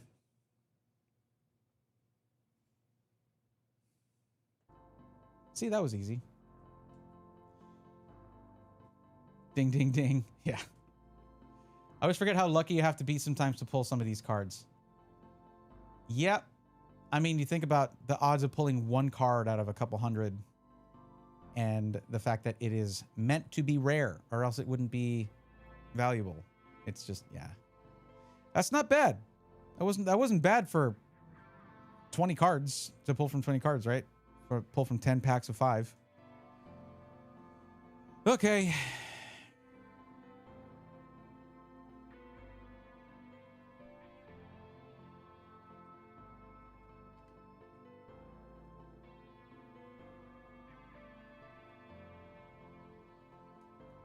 Well, I'll tell you, on Thursday, we're going to be going through a lot of Japanese product. I do have, I think, 2 more Ninja Spinner boxes coming in. I need the Greninja. I need the Greninja because I have the Froakie and the Frogadier. I need the Greninja. But let me give y'all a little bit of bad news. With the way the Pokédex is laid out and numbered, and this was out of my hands, they're not next to each other. In fact, the Froakie is by itself as a last card on a page. Much sad. Much sadness. Another reason, well, I mean, the thing is I can just change that, but I have to be aware of these things as I'm going in and numbering stuff, which is like, I didn't think about matching sets. But if there's is let's say I don't know, Vault X makes a triple XL binder for the new Pokédex because they're usually pretty like they're locked into that kind of stuff. They want to make the ultimate binder for your Pokédex, like specifically. They sponsor Pokemon creators, like they're tapped into that. Let's say they do that. That could change it depending on if the page formatting is different, like in terms of rows and columns. It could change that. Now, if they don't and they just add a few pages to what they already have, that should be adequate to cover another 150 Pokemon added, and they're not adding that many. If that's the case, I can just go into it knowing, oh, I have a matching set for Froakie to Greninja, right? So then I skip a spot in the Pokédex and just put a filler card there or something, you know? There are some master set binders where there's like theming done, and like they'll cut up certain pieces of artwork into card size things, and then put them into adjoining things. So you have a piece of artwork there and they like do theming and stuff.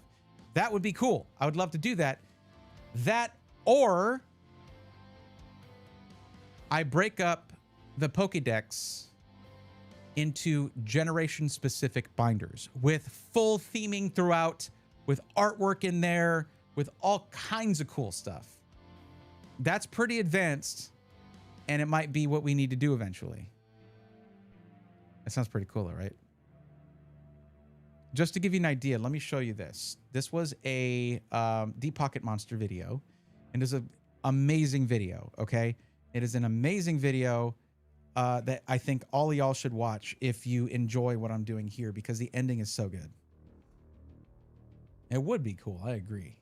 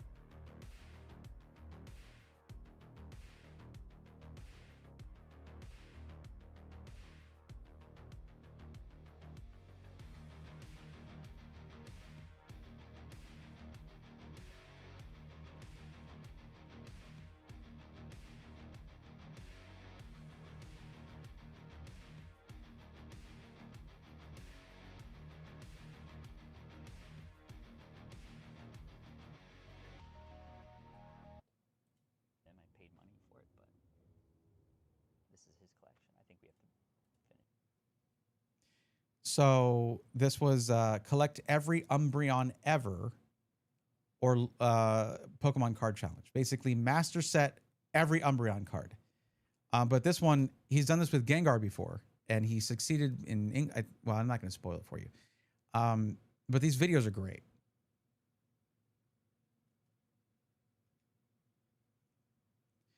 But I wanted to show you this guy's binder, because he bought someone else's binder and started with that.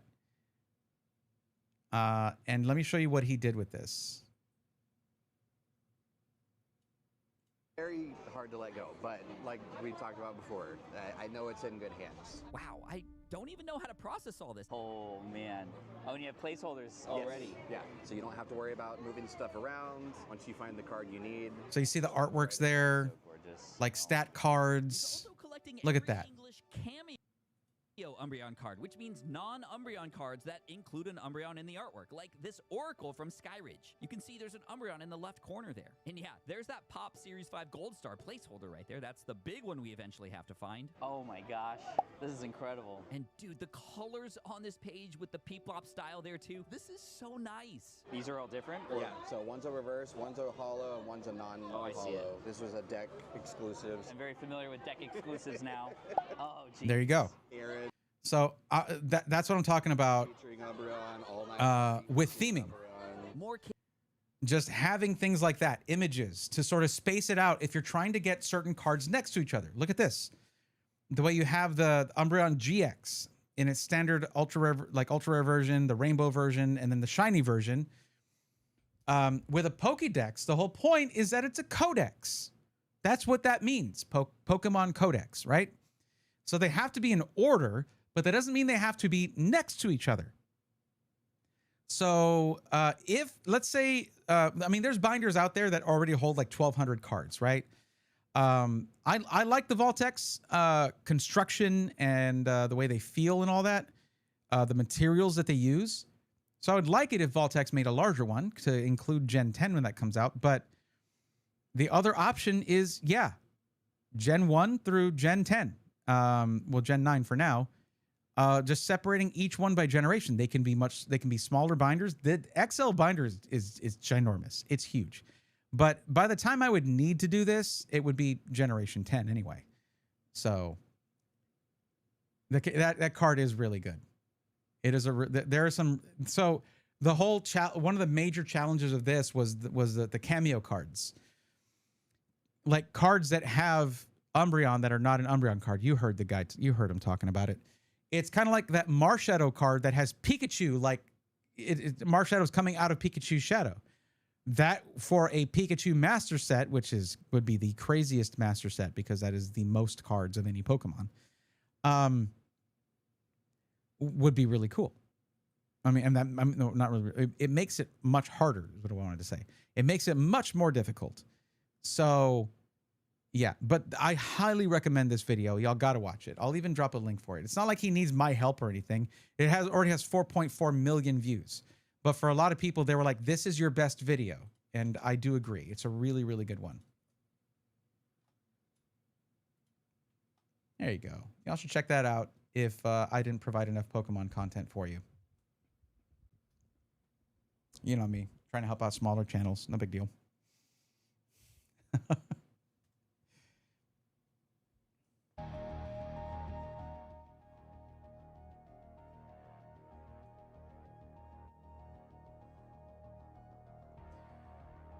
Okay, well, I don't know. I could do more. Obviously, I have a lot of Japanese stuff that I could open right now. But I think we're going to probably end it a little bit early. Just because, again, the people I could help aren't here. And, yeah. It is, you know, it is what it is. Fine. We'll take care of them whenever they do come back.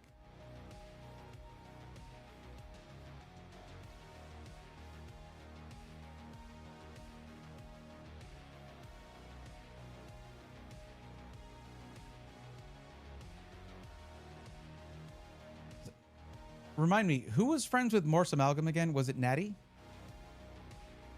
Do we raid without Natty just to rub it in their face later? That'd be funny. Maybe. I don't know. Do we? You know Morse too. Good. Perfect. Let's do that. I don't know if it was you or Natty so that recommended them for a while back for a raid, but we'll raid them.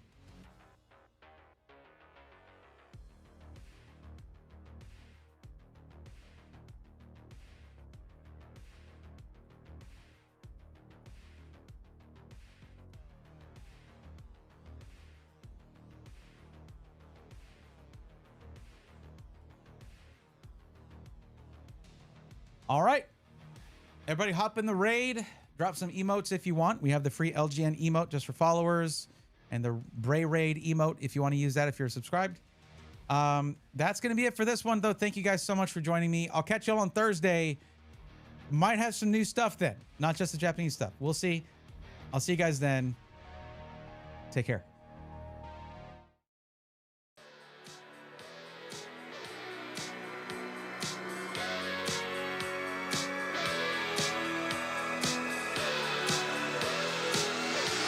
Let's go, nerds!